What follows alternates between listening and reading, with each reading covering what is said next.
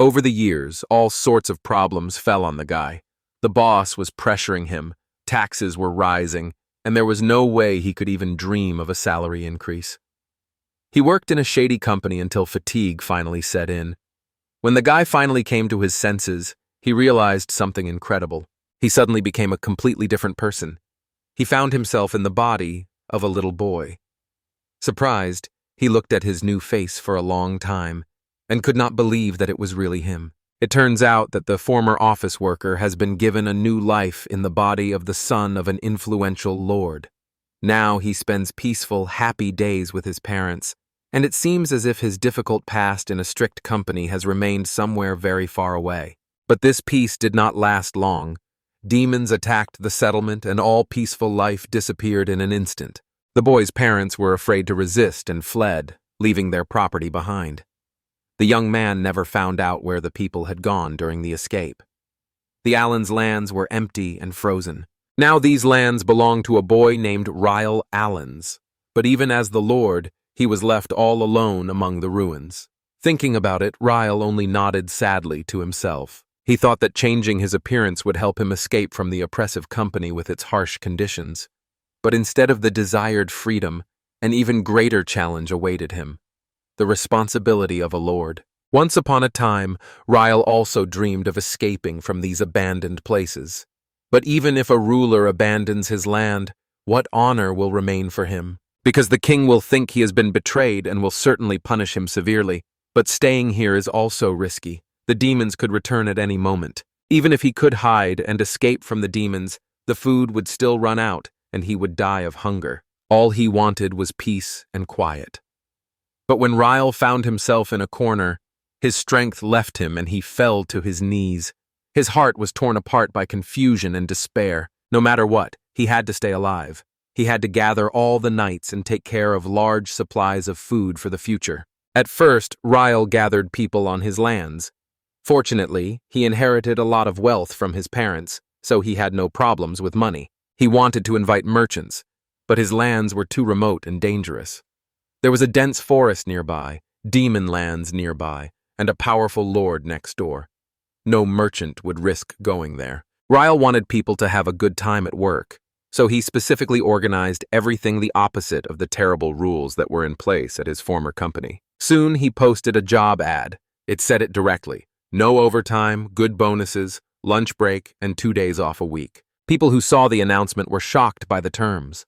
Lord Ryle's offer immediately became the talk of the town, because nowhere in the world were there such good conditions for people. Everyone only heard about harsh black companies where work was like real hell, so the terms Ryle offered were among the best in the world. Most people still thought it was too good to be true and were skeptical, but that's perfectly normal. A girl with long hair walked boldly through the crowd. Seeing that there were no tricks in the conditions, she calmly tore the advertisement from the pole. Despite suspicions about the overly lucrative offers, several people still decided to come to Ryle Allenwitz's land. The first among them was a girl in a hazmat suit. Some time passed, and under the hot sun of Allenwitz, Ryle saw with surprise and shock a gigantic monster standing motionless before him. It turned out that the girl had defeated the dragon-like creature herself. Ryle was shocked by this sight and could not understand what was really happening. The girl quickly learned that he was the lord of the Allen's lands. This news delighted her greatly. Dismounting from the fallen dragon, she handed Ryle a piece of paper. On that sheet were his terms of employment, which she had found at the mercenary guild. The guy understood everything immediately. She had his recruitment ad in her hands. It turns out that this girl wants to work for him. She confirmed his guess and happily took his hands. Her sincere smile confused Ryle a little, because in front of him stood a very beautiful and open girl. He immediately hired her, which surprised the interviewee, as she thought she would have many competitors. But in the end, only she came. Ryle was not surprised by this, because few people wanted to work for an unknown and inconspicuous lord. But he was sincerely glad that at least someone had come. The dragon that the girl had brought with her was her prey. She had tracked him down and killed him in the remote, unexplored forest near his estate. Ryle couldn't believe that this girl had been able to hunt a dragon on her own, although it was entirely possible for an S-rank adventurer. The guy was shocked to learn that his new colleague was an S rank. She was once the famous adventurer Ellen Sword. Her name was Knew Everyone, and about force walked legends. They said that she may be equal immediately with 2 armies. Ryle was glad to have such a distinguished person in his domain, but he was also worried that she might change her mind. He didn't know if she wanted to stay, but the girl felt just great. She admitted that she accepted the offer because such chances don't come around anymore in this world. Ryle asked if she had always embarked on adventures just for the money, but it turned out that she had originally been a rookie with the lowest status. Even experienced adventurers sometimes get into trouble. The boy understood perfectly well that even those who have achieved S rank have problems. In any case, he was glad she agreed to work here. Since there were no more people left on his lands, she could choose what to do. The entire province was left empty after the demon attack. Ryle's parents, who were the authorities here before him, were killed, and the people fled. That's why Ryle began to gather the inhabitants together again. Then the girl decided to become a demon hunter. This could be of great help, because their land was still in danger and could be attacked again. Ryle was genuinely delighted and introduced himself to the girl as Lord Allenwitz, but she wasn't too concerned with all these formalities. So he was a little confused but still confidently identified himself as the owner of these places, Ryle Allenitz. Her name was Helen Lawrence. She was very happy to meet Ryle. After a few pleasant words, they said goodbye to rest after this unexpected meeting. The next day, the boy and girl met again and greeted each other. Helen was going to go hunting, but Ryle looked worried and could not hide his excitement. He wanted to go hunting with Helen, but she doubted his abilities. Ryle believed that his main task was not to fight, but to watch Helen work and distribute duties properly, as befits a lord. Ryle trusted Helen, so she soon agreed to let him go with her.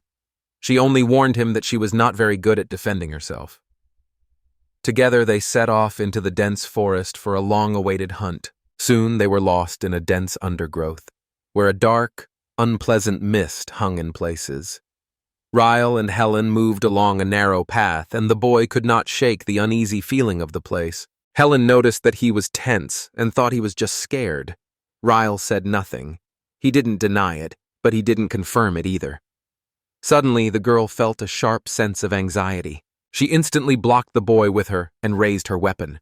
Her eyes became stern. She was looking somewhere to the side. Ryle was speechless with surprise and could not understand what was happening. But Helen had already swung her sword and rushed resolutely into the bushes. From there came the sound of blows and the noise of struggle. Ryle could see nothing and could not understand what was happening there. Within seconds, the girl emerged from the thicket with a look of joy on her face. She had defeated the monster hiding there and proudly showed it to Ryle. It was an A-rank wolf king. Ryle was amazed that she was able to defeat such a powerful creature. Helen pointed out that this forest was full of dangerous demons and asked what to do with the bodies of the defeated ones. The Adventurers Guild used to release them by buying them back from it. But now the guild is gone, so the old method no longer works. So Helen made it clear that she would be comfortable if Ryle now bought the bodies of defeated monsters. He quickly realized that selling demon bodies could bring in a good profit. The young man proposed to leave the loot where they found it and then sell it to traders. He wanted to give most of the money he earned to Helen and keep a little for himself for helping to sell and store the loot. The girl frowned and asked what percentage he wanted to take for himself. Ryle noticed that Helen clearly did not like his terms. Then he remembered what was written in the advertisement and offered to pay her 30 silver coins every month. But the girl still looked coldly at him. She asked for another 30 coins, and Ryle was confused, realizing that he had offered too little at first. 20 silver coin would have been enough for an ordinary person to last a whole month. To Ryle, it all seemed strange and unfair. He began to weigh everything carefully. After all, he was facing a famous S-rank adventurer, and she really should get the majority of the reward. And Helen thought he was just joking with her. She never knew what Ryle Allens was thinking at the time. His offers were so generous that they seemed completely illogical. Suddenly, there was an unexpected noise. Someone had caught their scent and was coming closer. Helen stood in a fighting stance, preparing for a fight, and asked Ryle to stay behind. Finally, the entire pack of monsters was defeated. Among them were 2 A-rank wyverns, 3 wolf kings of the same level, and 3 B-rank poisonous snakes. For Helen, This capture was a real success, and Ryle was delighted. For the first time, he had seen with his own eyes how strong an S-rank adventurer could be. He realized that even with all his swordsmanship lessons, he was still a long way from being as strong as Helen. Helen was indeed very strong, having been involved in sports since childhood. But the boy could not understand why a girl with such skills would choose to work for him, when she could have found a job with much better pay. But the truth is simple. Being an adventurer requires a lot of money. They paid for their accommodation and travel out of their own pockets. An adventurer's life consisted of nothing but weapons and armor. There was no time to rest. Ryle completely understood her and sympathized with her. He began to think about buying Helen armor and weapons at his own expense. He had heard that good companies gave their employees modern equipment, free lunches, and even entertainment. Ryle himself would have loved to work in such a place, so he decided to make the Allen's lands just as attractive and desirable to people. He believed that if better working conditions were created, many more people would gather on his land. Ryle told Helen that he would pay for her weapons and armor. The girl was surprised, but he confidently explained that as a lord, he had to take care of his people. Helen didn't agree, because the guy had no idea how much these things really cost. But Ryle stood his ground. If it would help protect her from danger, he would pay. Helen was so determined that she was confused. She exclaimed excitedly, blushing, "I can't believe this!" Helen decided that the guy was just teasing her. She remembered his old offers. He wanted to give her 80% of the profits from the demons, even though she only got half in the guild. Besides, the guild had many different rules, and Ryle had no restrictions. On top of that, he promised to pay 30 silver coins every month. The girl couldn't figure out what he was planning, and Ryle, in turn, wondered why Helen still didn't believe him and thought he was hiding something, because his offer seemed too good to be true. The guy said it was just a misunderstanding. He really just wanted people to come to Allen's land. She might not believe him, but he knows what it's like to be used. That's why he valued people's work. After all, everyone is special, and Helen is one of a kind. Ryle really didn't want anything to happen to her, and he was ready to do anything to protect her. He smiled and said that he only wanted one thing, that everyone who came to his land would live in peace and without worries. Helen looked at him with admiration and regretted having doubted him earlier. Now she promised to do her best to protect him. The girl bowed and swore her allegiance, and Ryle, his cheeks flushed, stared at her in surprise. Helen had been disciplined all her life and used to living by the rules. But one day, she saw an ad that changed her outlook. She wanted to experience the freedom she had before again. She never imagined she would meet such a lord. That was the kind of job she wanted to find. Riley said she shouldn't be too polite to him. Helen was glad because friendship was more important to her than formality. The boy thanked the girl again. They had hunted enough today and were heading home. Ryle wasn't sure if he could take out all the demons, but Helen assured him that it would be easy. They tied the wyvern and the direwolf together, using poisonous snakes instead of ropes. Ryle found it both strange and frightening, but he realized that Helen gave him the confidence to handle this. Helen was grateful to Ryle for the chance to start over. He believed that more people would come to his land, but she didn't worry. With such good conditions, people would definitely appear soon. So the boy and girl walked merrily back to the Allen's lands, dragging the defeated monsters behind them. Meanwhile, a horse-drawn carriage was driving somewhere. A stranger peeked out from under the cover. She got to her destination without any problems. This girl was holding a job ad from Ryle. She looked at him with joy in her eyes and was sure that she would definitely be hired. Soon, the cart entered the territory of Allenitz. A sign at the entrance read the name of the region, the name of the owner, Ryle Allenitz, and also mentioned the first resident, Helen Lawrence. He used to work in a company with terrible conditions until he collapsed from exhaustion. When he regained consciousness, he realized that he was now living in the body of a lord's son. For a while he lived peacefully and happily, but suddenly demons attacked their land. His parents were forced to flee, and the city was deserted. All he had left was vast lands and himself, the new lord. Ryle realized that if he did nothing, everything would perish, so he decided to fight and survive. He needed to gather people on the Allen's lands, promising them very favorable conditions. This method really worked. The number of people in his territory was increasing. The first to join was Helen Lawrence, an S-rank adventurer. She enjoyed tasting his food. The girl was happy that she could now taste such delicious food. She realized that she had decided to come here for a reason, even if Ryle prepared unusual dishes. But if she liked it that much, he would be happy to make more. Helen was genuinely pleased by his words. The boy still felt lonely, but now he had someone to talk to. He hoped that someone else like Helen would also visit these parts. Suddenly, someone called Lord Ryle. An elderly man came to them, bringing food and all the necessary things. Ryle was not surprised, because he knew this man well. It was a record company employee who knew Ryle's parents. The boy immediately received a job offer from him. Ryle then introduced Helen to her husband.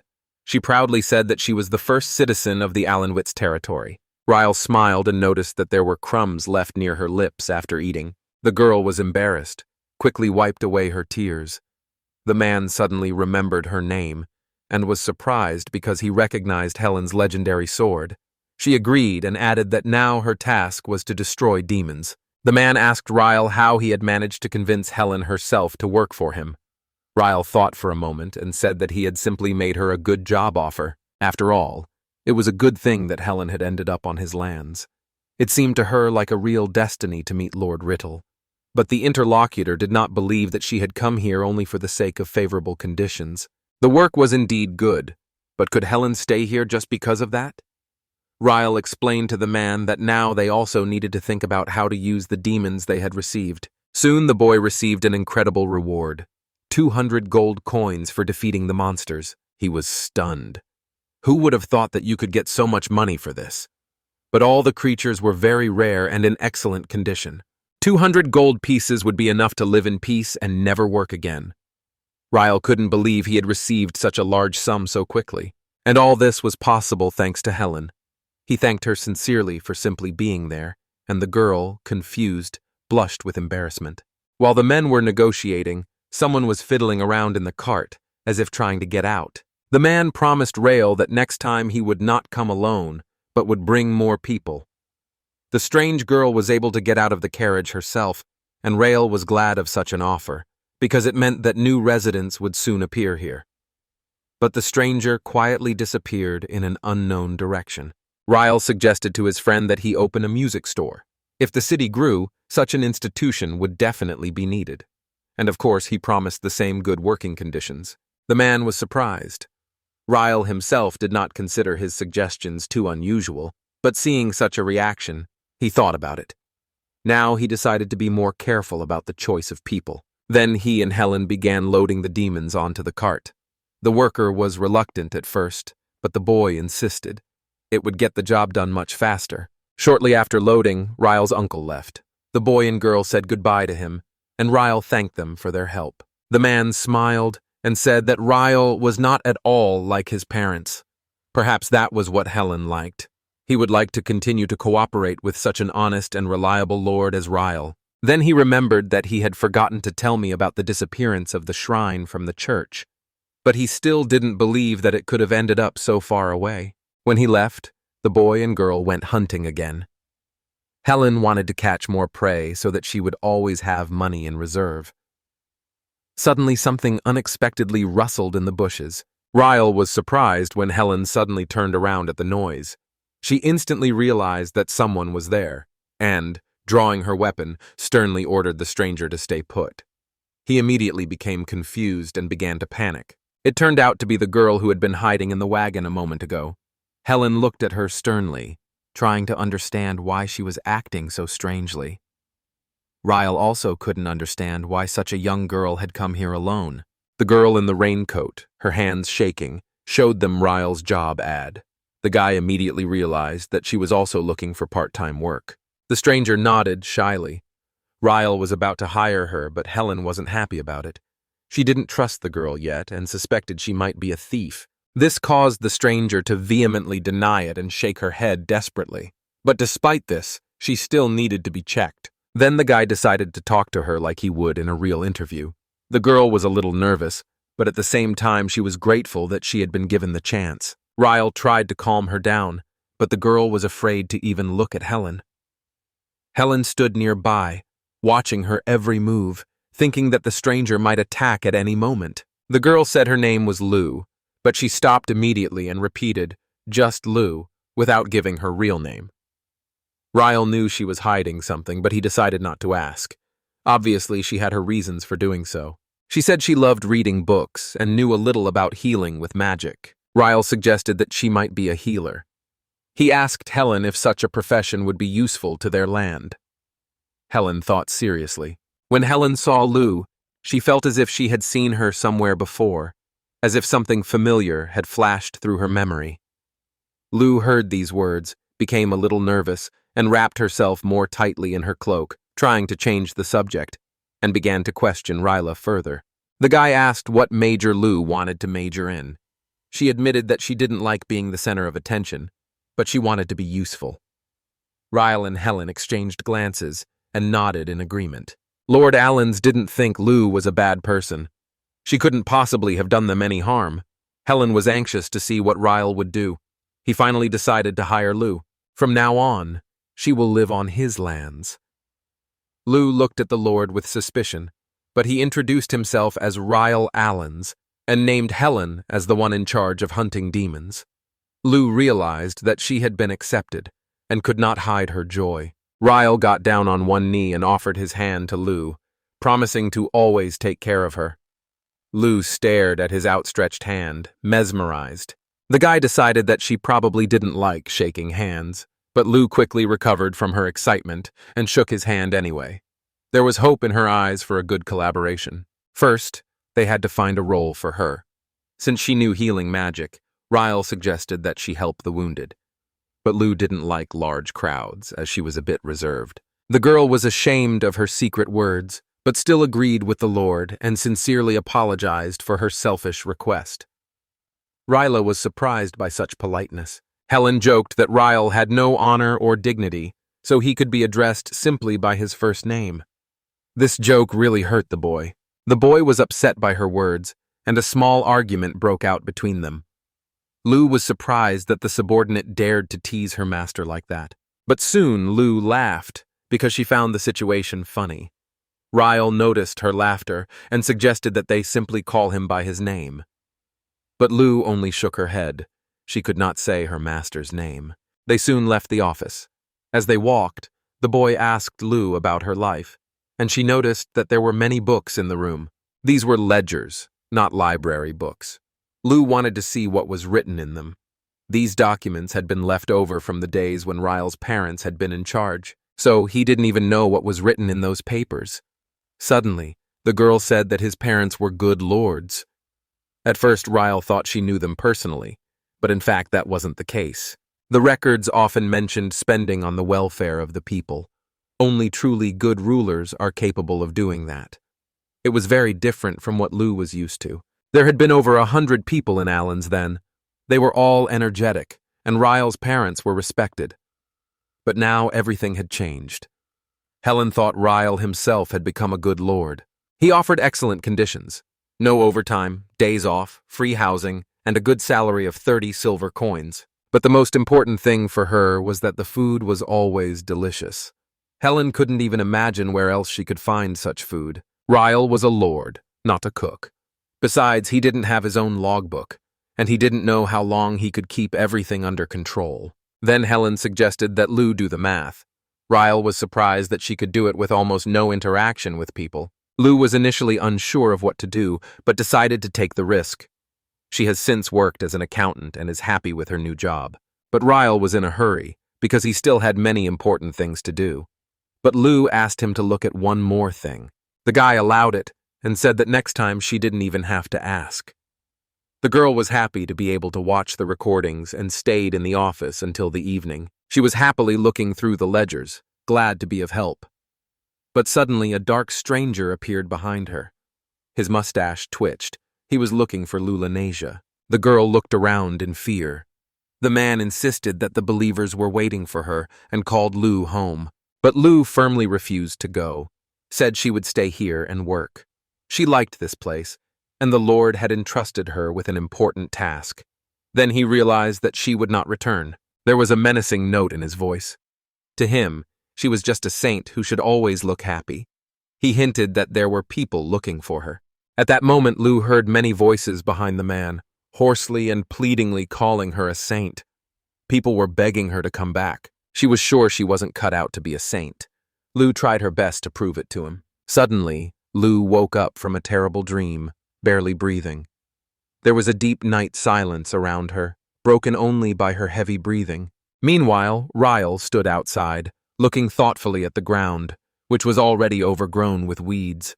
New people were arriving, so everything had to be put in order quickly. At that moment, he saw Lu coming towards him. He greeted her with a smile. Ryle was working in the garden, starting with weeding. Lu was surprised that the Lord himself would take on such a task, but he said he was just doing what he had to do. The girl offered to help, but he refused, saying that she was an accountant. However, Lu insisted anyway because she really wanted to try her hand. After all, she had never been allowed to touch the ground before. Finally, the boy agreed, and he was very surprised that she was not even allowed to play with the soil. Most likely, she was always being watched closely. Lu frowned and was silent for a moment, not wanting to say anything. She was thinking about only one thing, whether it was even necessary to talk about it. Ryle realized that he had brought up the subject in vain because it immediately became somehow uncomfortable. He noticed that the girl was hot while she was weeding, so he advised her to take off her hood. Lu refused and continued pulling weeds. It was more convenient for her. The boy was confused and thought, she must still be angry with him. But suddenly the girl called out to him. Ryle shuddered and listened to her words. Lu said that weeds grew much faster here because of the acidic soil. Therefore, after cultivating the beds, it is necessary to fertilize the soil in order to harvest more in the future. Ryle was amazed at how much Lu knew. The girl was a little embarrassed by his praise and honestly said that she read a lot. The guy was glad that she ended up here. Lu felt happy too. She didn't have to speak in front of so many people. Ryle realized that the girl was paying for something in her past. The guy promised that from now on, Lu would only do what she wanted. Here, she was just Lu and no one else. Suddenly, a pleasant breeze blew, and Ryle gladly put his face under the coolness. He invited the girl to share this moment with him. Lu stood up, remembering how she had thought her whole life would be like that of a saint. But now she felt that perhaps everything would be completely different if she stays here with Ryle.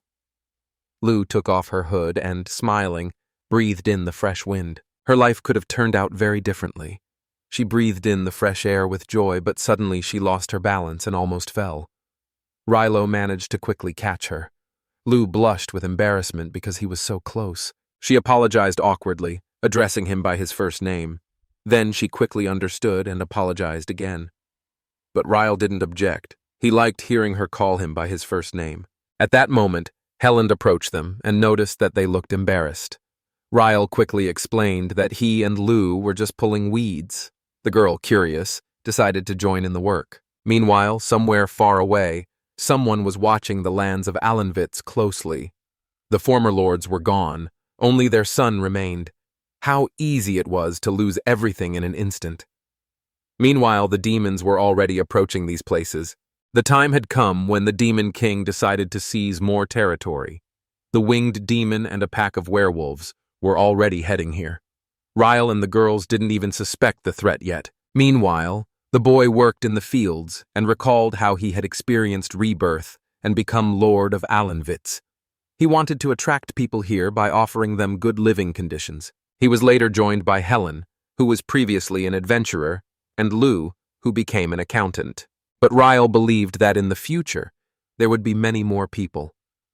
He considered himself a good ruler, rejoiced in this thought, and continued to work on his land. Helen took the hoe and prepared to dig, and Lu lifted it with difficulty, but still tried to weed the garden. Suddenly there was a loud thud, and the ground flew in all directions. Ryle and Lu stopped abruptly, surprised and not understanding what was happening. It turned out to be Helen. She thought she had done everything, but in fact, she had dug a large hole in the ground. Ryle was very surprised by what he saw.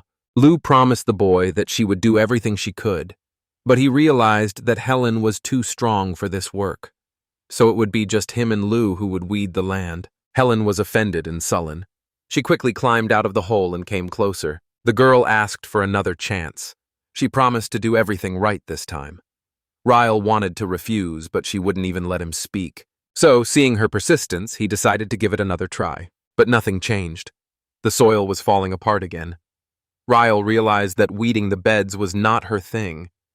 Helen said she tried not to press so hard this time, and Lou noticed that the second hole did indeed come out a little smaller. But Ryle didn't care, and Lou was happy because Helen was gradually learning to control her power. The girl turned around happily and asked Ryle to tell her how she was doing. She was sure that she would soon master everything. Now only Ryle and Lou would be weeding the field, and Helen would be training separately. There should be no holes in the field. They went to the garden, leaving Helen to improve her skills. Ryle realized that these holes would have to be filled in later anyway. The boy and the girl were working together in the field, loosening the soil. Lou was in a great mood, and Ryle noticed it. When he noticed her smile, the girl was a little embarrassed and even started with surprise. Lou immediately apologized, believing that one should not be happy while working. But the boy only smiled with curiosity, because he noticed that she really liked the canvas. She had never tried anything like it before, and she felt an unusual joy inside. Lou felt embarrassed because it seemed strange to her, but Ryle didn't think so. Suddenly, Helen came with wonderful news. She had finally learned to work the land so that she could hold the hoe with 2 fingers and still leave no holes. Ryle invited her to join in the work. Lou said it was much more fun working together. Ryle remembered that he had never felt that way before his rebirth. But suddenly, all 3 of them felt something unsettling. Helen frowned and ordered the strangers to leave. Meanwhile, Ryle noticed a worm in the ground and looked at the girls in surprise, who were tense. He couldn't understand what was happening, but the monsters were already rushing straight towards them. The winged demon that sat on the Wolf King's back was rapidly flying closer and closer. Ryle froze.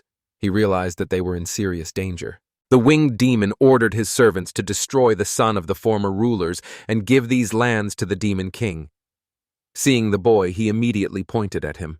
But when he saw 2 girls nearby, he thought they were ordinary peasant girls from the fields. So he ordered them all to be taken away together. Ryle realized that the demons had begun to attack. They had come from the west. He told the girls to run, but Helen objected. There was no point in running. There were many opponents, but she knew she could handle it.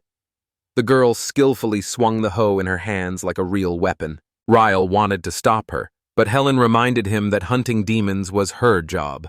She glared at her enemies and decided to deal with them with a simple hoe. The pack of monsters rushed forward. Helen remained calm and unmoved. The winged demon wondered why they did not flee and considered them foolish. The wolves attacked first, but they didn't even have time to get there before they fell into a deep pit. The winged demon was confused, not understanding what had happened, and flew into the sky to get a better look at everything from above. He saw this. In front of him was a large pit in which his soldiers were stuck. The monsters were also falling into it and could no longer get out. The demon couldn't understand where such a large hole had come from. He thought that the people knew about the attack and had deliberately set a trap. However, the fact that there were so few people scared him even more. Ryle admitted, a little embarrassed, that the hole Helen had dug had actually become quite appropriate. The girl picked up the hoe again to continue digging. She effortlessly dealt with her enemies, and with each blow the demons became fewer and fewer. At the end of the fight, Helen smiled, not at all tired. The winged demon was stunned. It was incredible that a simple hoe could inflict such force. The screams of the wounded monsters still echoed around them. Ryle and Lou stared in shock at what had happened. Lou seemed to be asleep, but Ryle knew clearly that this was all really happening. The demon angrily ordered everyone to retreat. The wolves, howling, quickly fled the lands of Alanvitz. His plan failed. The human girl turned out to be too strong. Because of this, he hated the new ruler and vowed to take revenge. Helen said with a smile that the fight was over. She wasn't tired at all. Riley and Lou immediately ran to her. They wanted to make sure she was okay. The girl said she was fine and thanked them. Ryle reminded her that if things got dangerous, she could always leave. But Helen refused. She said that as long as she was around, no one would have to run. Ryle believed in her strength and assured her that he would give her as much land as she needed. Lou and he smiled at her. Helen blushed but said that everything was fine and she could handle anyone. The girl finally smiled. The demons that attacked were weak creatures. The real threat lurked deep in the forest. Ryle thought that the dug hole could be used as a defensive moat, but decided to postpone it for now. The sun was already setting over the horizon. Ryle enthusiastically suggested that the girls prepare something delicious to celebrate their victory. Lou and Helen smiled at each other. Lou thought it was not proper for lords to cook. Helen thought the opposite. Ryle was a wonderful cook. Meanwhile, in the dark castle, someone was listening attentively to the report. Before him stood a winged demon who had survived. He told how, while exploring the lands of Alanvitz, he had encountered a force that no one could have imagined. The demon said that humans had gained a power that could defeat his wolf beasts. He handed his master a flyer announcing the recruitment of workers. The situation was becoming too dangerous to ignore. The demon advised the Demon King to come to these lands himself. The gloomy man in dark clothes read the announcement carefully. He was increasingly interested in the figure of Lord Allen. Meanwhile, excitement reigned in the royal guild of the capital. A large crowd gathered around the guild worker. Lord Allen asked that only one member set out on the journey. But these lands were very far away, and most people thought it would be dangerous and unprofitable to go there. So, as one might expect, everyone abandoned the idea, and there was nothing the man could do about it. But suddenly someone in the crowd raised their hand. It was a girl with cat ears and a long tail. Her name was Nanati, and she gladly agreed to take on this task. The girl was so happy that she even jumped for joy and dreamed of starting as soon as possible. Her friends tried to stop her, saying it was too risky, but Nanati didn't back down. She was sure the Lord wouldn't suggest anything bad. It was supposed to be a good job. After all, Ryle really did provide all the bonuses he had advertised. He even thought there would be more people interested. People were surprised to see that the promises were fully fulfilled. They even envied Nanati. The girl said that sometimes you can't do without risks. Even merchants do. The guild worker placed a pile of documents in front of her and asked her to choose 10 of them to send to the Allen's lands. Nanati was surprised by what she saw. Almost 600 people had signed up for the job. She had not expected such a large number. The girl suddenly felt as if she was being pushed into action. But, like a true merchant, she was confident that she would cope with this task. And suddenly, among the papers, she came across an interesting resume. She showed it to a colleague from the guild, and he immediately guessed perhaps they would have another unique person. If this turns out to be true, then someone special will indeed appear among the newcomers. This means that important events await us ahead. The worker was sitting in a chair and looked very tired. It seemed to him that there was still a lot of work to do, and there was no end in sight. He was tired of enduring it. He dreamed of finding a normal job without constant overtime, with a normal salary. But he doubted whether such jobs even existed. Suddenly, Mr. Ryle heard someone call his name. Lou appeared before him. It turned out that the guy was simply dreaming about his past life. He remembered again that he was born again. So when Ryle woke up, he greeted Lou warmly. The girl was confused and surprised by his unexpected smile. He remembered that today was his day off. Lou took matters into her own hands and made him breakfast. A delicious and fragrant breakfast was already waiting for him. Ryle was happy. It was Lou's first time cooking, so the dish turned out simple but with soul. Helen was already sitting at the table, waiting for them. They greeted each other. It turned out that it was Helen who invited Lou, because it was more fun to have breakfast together. Ryle agreed and wished everyone a good breakfast. Once, when he worked for a bad company, he didn't even have enough money for such a breakfast. But now he is happy that fate has given him another chance. He praised Lou for her efforts. But suddenly, an unfamiliar voice greeted them with good morning. It was a girl from the employment guild. Ryle happily invited her in. Nanati recognized him as Lord Ryle and said that her mentor had sent her here. She said that a shop would soon be opening on the Alanvitz grounds, and she was very excited about the opportunity to work together. She asked if he thought she was too young and inexperienced. Ryle was a little confused by the question, but said he didn't think so. The girl boldly said that she would be able to complete all her tasks. Her confidence impressed those around her. She said she had brought new people with her. Then she called out to them, and the crowd came forward. Ryle was glad to see so many unfamiliar faces. Nanati brought 10 people to Alan's land. Ryle thanked them sincerely and congratulated them. Nanati smiled and said that the fate of this group now depended on Ryle, so they must remain loyal to him. Some of the newcomers were a little scared, but Ryle quickly calmed them down. He introduced them to Helen, who was in charge of the demon extermination. The people were amazed, because standing in front of them was Helen herself, a famous S-rank adventurer, a real star. Then he introduced them to Lou, his accountant. She greeted them quietly and was a little shy, but everyone liked her right away. Then the newcomers started introducing themselves and telling where they would like to work. Nanati decided to take on the task of distributing and organizing everything herself. Ryle noticed her efforts and thanked her for her initiative. She proudly accepted the task and confidently said that she could do it. Ryle smiled and remarked that it would be much easier for him if everyone came with such enthusiasm. These words made Nanati a little embarrassed. She was a little embarrassed and admitted that she still had a lot to learn from Ryle. But the boy noticed that out of 10 people in the room, only 9 were there. This surprised Nanati a lot. This couldn't be happening. She frantically counted everyone and realized that someone was missing. Suddenly, calm footsteps were heard in the room. A young man entered, yawning lazily. He had a large pillow in his hands. It turned out that this was the 10th of the company. An irritated Nanati led him to Ryle, and that's how they met. Ryle was immediately alerted by the strange aura of this guy. He kept his eyes on Lou, and she noticed with concern that he was looking at her too closely. He smiled and said that there were many interesting people here. Ryle assumed he meant Helen. Then he let the newcomers choose their own houses, as there was plenty of housing. The new arrivals were amazed. They had never expected to have their own house. They looked at each other in admiration, unable to believe their luck. People were genuinely happy when they learned that they would have their own homes. Ryle promised to help anyone who needed support. Their hearts were filled with joy. The guy with the pillow asked if it was really worth spending that much money. Ryle didn't care because he had plenty of supplies, so he answered without hesitation.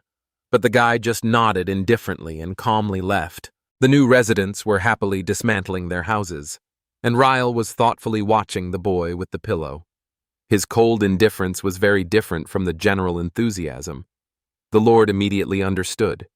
This young man could be a problem for him. The next day, Ryle decided to meet the new residents of the town. He took the list and met Nanati on the way. The girl learned about his plans and happily offered to keep him company. She offered to show him where the newcomers lived. Ryle thanked her for her help. The people had already settled into their homes and even found work. 5 started working on the farm, 1 became a blacksmith, and 3 took up demon hunting. There were 9 of them in total.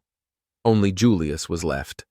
He hadn't even said what profession he wanted, so he had to be talked to separately. Soon they reached his little house. Ryle knocked on the door, but no one answered. The door was slightly open, and they went inside.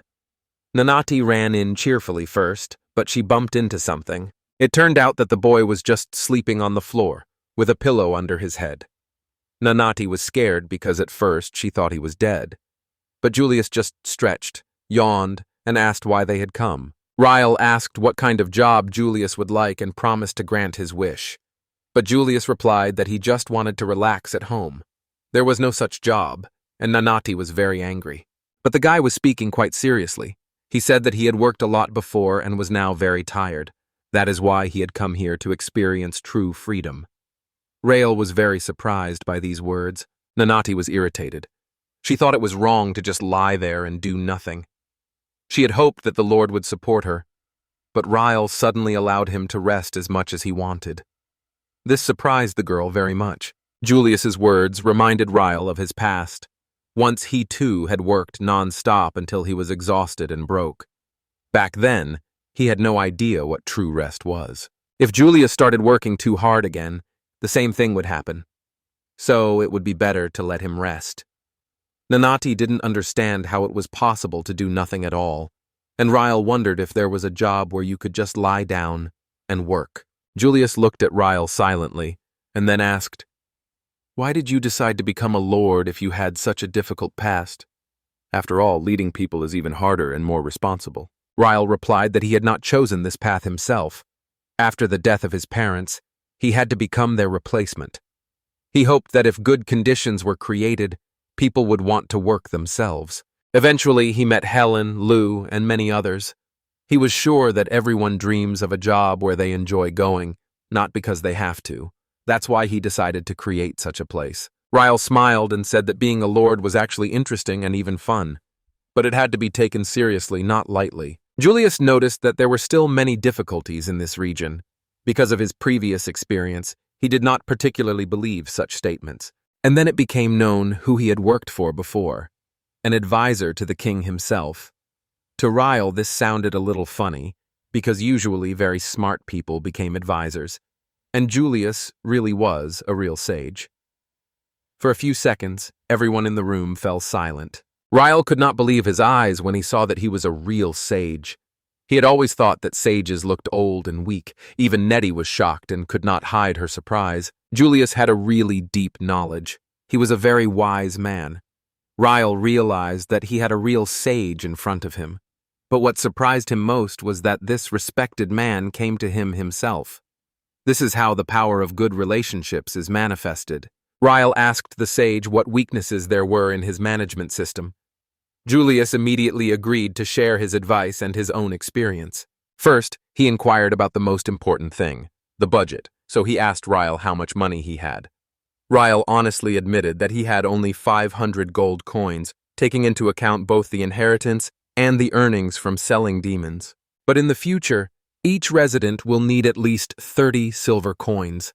And that's just for basic needs, without taking into account other expenses. Julius quickly calculated. One person spends 360 silver coins a year. 13 people lived on the estate, so 4,680 silver coins are needed per year. That's about 47 gold coins. In addition to his salary, Ryle also provided the people with everything they needed: weapons, armor, and tools for their work. The population was already large, so such expenses could not simply be ignored. The sage emphasized that a lord must know where his money goes.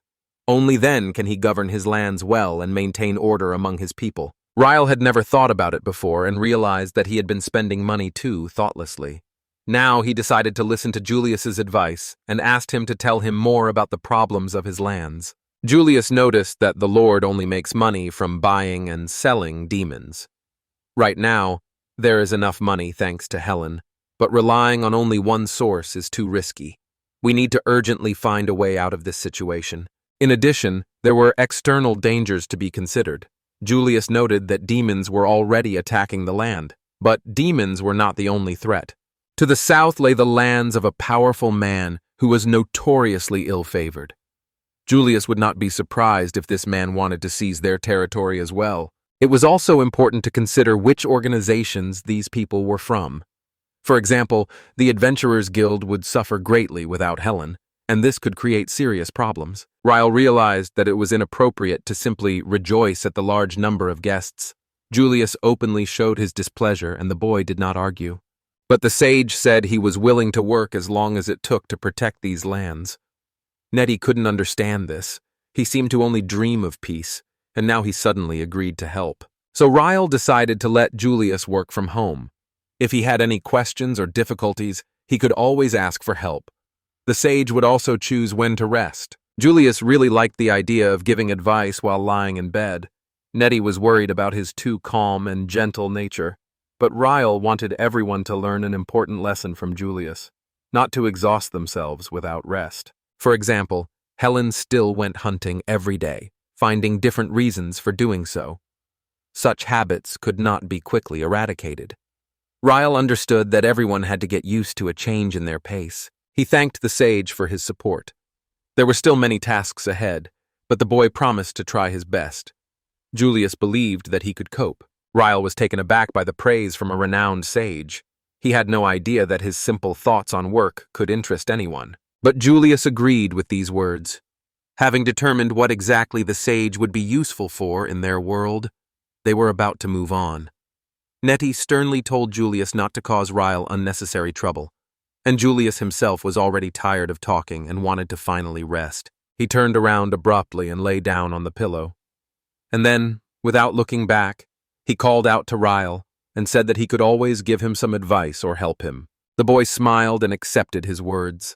Lying down, Julius also smiled faintly. At this time, in the country of demons, the winged messenger was worried because the demon king himself had set out for the possession of Alan Shreets. He wanted to see for himself if the stories he had heard were true, and he was also intrigued by Ryle's announcement that he was looking for new employees. 2 weekends a week seemed incredible. Alanwitz's possessions really interested him, and Helen and Lou were genuinely surprised that Julius turned out to be so wise. The lands of Alanwitz were far from the others, surrounded by dense forests and demon-infested lands. It was here that Ryle was reborn and became a local lord. At first he was lonely, but then everything changed.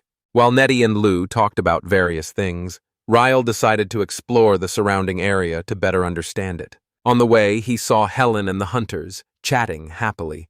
The other villagers, meanwhile, were walking peacefully with their families through the streets. Ryle was glad to see more and more people around. Soon the boy arrived at Julius's house, knocked on the door, and went in. Inside, a wise man was waiting for him, sitting on a large bed. Ryle couldn't believe his eyes. It turned out that Julius had asked Nevada to order a bed for him. Now Julius lay comfortably all day and rested, enjoying the comfort. Ryle sought advice because, even after introducing new working hours and weekends, people were still working too much. He was looking for a way out of the situation, and Julius advised him to open an entertainment venue so that people could come there to relax after a hard day. In addition to work, it is important for people to have a place to relax and have fun. Otherwise, constant fatigue can break their motivation. But to build such a place, you need both money and time, and too much entertainment can interfere with work, so everything needs to be thought out carefully. Julius himself is satisfied with a soft pillow and a warm bed, but his ways of relaxing are not suitable for others. Then Ryle promised to think the plan over carefully and thanked the sage sincerely for his advice. After that, they said goodbye. As he walked down the street, he thought about how people could only dream of relaxing after a hard day, and he really wanted to make sure they had that opportunity. And suddenly, a man appeared in front of the bewildered Ryle. Someone loudly called his name. A stern demon lord stood before him and asked if this was Alan Furrett's territory. Ryle did not recognize the stranger. He was tall, dressed in black, with a piercing gaze. He seemed familiar. He was holding a piece of paper with a job advertisement in his hands. Ryle was delighted, thinking he had found someone who could lead the new project. However, the Demon King had no idea what was going on. This made Ryle doubt his own assumptions. The man in black realized that he had not been recognized. Rumor has it that there are people here who can kill a demon with one blow, so he decided to check it out for himself. The ad seemed suspicious to him, so he came to check it out, thinking it was a trap. But Ryle's behavior surprised him. Ryle was offered a tour of the estate so he could decide if he wanted to live here. The demon lord thought it might be a trap, but at the same time decided to take the opportunity to look around a bit. He proudly waved his cloak and agreed, greatly surprising Ryle with his action. The host introduced himself as the owner of these lands and asked the guest's name. The man calmly replied that he was the Demon King Armadius Eglisk. Hearing this, Ryle was momentarily startled, but quickly decided it was a joke, as it was said so confidently and calmly. He decided that he must have heard wrong and confused the title with the name. So, having calmed down, he asked again. He asked to be addressed simply as Mao. Eglisk was only surprised by such simplicity. Finally, he agreed, striking another strange pose. Riley awkwardly began to show him his possessions. They arrived at a field of green fields. Eglisk was surprised because it was much quieter than he had expected. Ryle called Cree and Ben, who were working in the garden, to introduce them to the new resident. They immediately sensed his sinister mood and greeted him with great caution. They trembled, for it was truly terrifying to be around Mao. He noticed that their strength was small, so it seems his subordinates were wrong when they said that these people were capable of destroying demons with one blow. Ryle asked how things were going on the field. Due to a shortage of workers, they planted mostly vegetables that ripen quickly and don't require much care. At the same time, they wanted to plant fruit trees so that they could later profit from them, although they would have to wait until the first harvest came in. Cree and Beretta worked on developing these lands with full dedication. Ryle thanked them and told them to come to him if they had any problems. After saying goodbye, he and Mao moved on. Eglisk noted that although their combat training was weak, they were well versed in agriculture and clearly knew how to develop their fields. Rail was very surprised by the words about their combat readiness. Eglisk added that they still wouldn't be a match for his subordinates. He remembered how his soldiers had quickly eaten all their food for 10 days without even warning of an attack on their land. The thought made him even angrier. Ryle wondered where else he could take his guest. All the demon hunters were on duty, and the blacksmith Ragut was resting today. Eglisk asked in surprise what a weekend was. He didn't even know there was such a thing. Ryle thought that maybe that was why Eglisk hadn't believed his announcement. The young man explained to Mao that everything said in the advertisement was absolutely true. Each resident has 2 days off a week. Eglisk was very surprised by this. He even trembled with envy, hid his face in his hands, and froze in a strange pose. For him, the mandatory weekend seemed like a real miracle. He remembered how he had worked for years without a single day off, constantly drowning in a pile of papers. But he still couldn't figure out how to manage the estates when there were so many holidays and weekends around. Ryle remembered Julius, who was always at home. When Eglisk heard this, he suddenly understood something for himself. He thought that Ryle was deliberately making people stay home on weekends so that they could rest and then work hard. Ryle was startled to hear this. He said that Julius was just working from home, where exactly depended on the job. Eglisk was shocked by these words. He did not hide his surprise at the local rules, and there was no need to talk about weekends. Ryle explained that Julius was his advisor. Eglisk was surprised that Ryle had an advisor, and such a smart one at that. Julius always tells Ryle what to do. Eglisk always had to make his own decisions, even when he asked his subordinates for advice. He recalled trying to implement a food ration system, but it only made everyone complain more. He remembered his subordinates with displeasure. The Demon King envied Ryle, for he himself dreamed of a wise advisor, but he quickly regained his composure. He had only come here to explore the area. However, the further he went, the more amazed he became by these possessions. Ryle asked Mao what kind of work he liked. Mao said he didn't care. Then Ryle remembered his idea of making a place for the residents to relax. He advised Mao to take up the cause. His support would be very useful. Eglisk was surprised that everything was done for the convenience of people. He liked the idea of creating places for recreation. He thought about it. To distract himself a little, he often drank in the evenings. It was the only way he managed to stay afloat. Ryle could see that he was struggling, and this gave him an idea. He remembered a tavern, a place to drink. It would be the perfect place for entertainment. There was an abandoned tavern on their land. If it were restored, all the locals could gather there. Ryle offered Mao the position of head of the tavern. Eglisk was also interested in this offer. The only condition was to work in the evenings. It was at this time that Eglisk was most productive. Ryle had let him decide when to close the establishment. Eglisk was surprised that he could now choose how long he worked, but that was already written in the ad. The Demon King decided that this was a real paradise. Ryle agreed with that. They had such rules. Eglisk looked at him in surprise, even a little astounded. Then he nodded confidently. Eglisk finally understood what the main feature of these places was. Their strength was not in demon hunters or exiles with traps. The main difference is the friendly and welcoming atmosphere for everyone who lives here. Thanks to this, talented people come together and can work at their full potential. Even the Demon King himself could not resist this magic. He was completely conquered by this life. Smiling, Egliska agreed that this estate was truly wonderful. Harmony and order reigned here. Ryle listened in surprise to the sincere words of his interlocutor, looked at his satisfied face and felt real inspiration, completely agreeing with what he heard. The Demon Lord looked at Ryle carefully, already realizing that he was the one who had planned all this.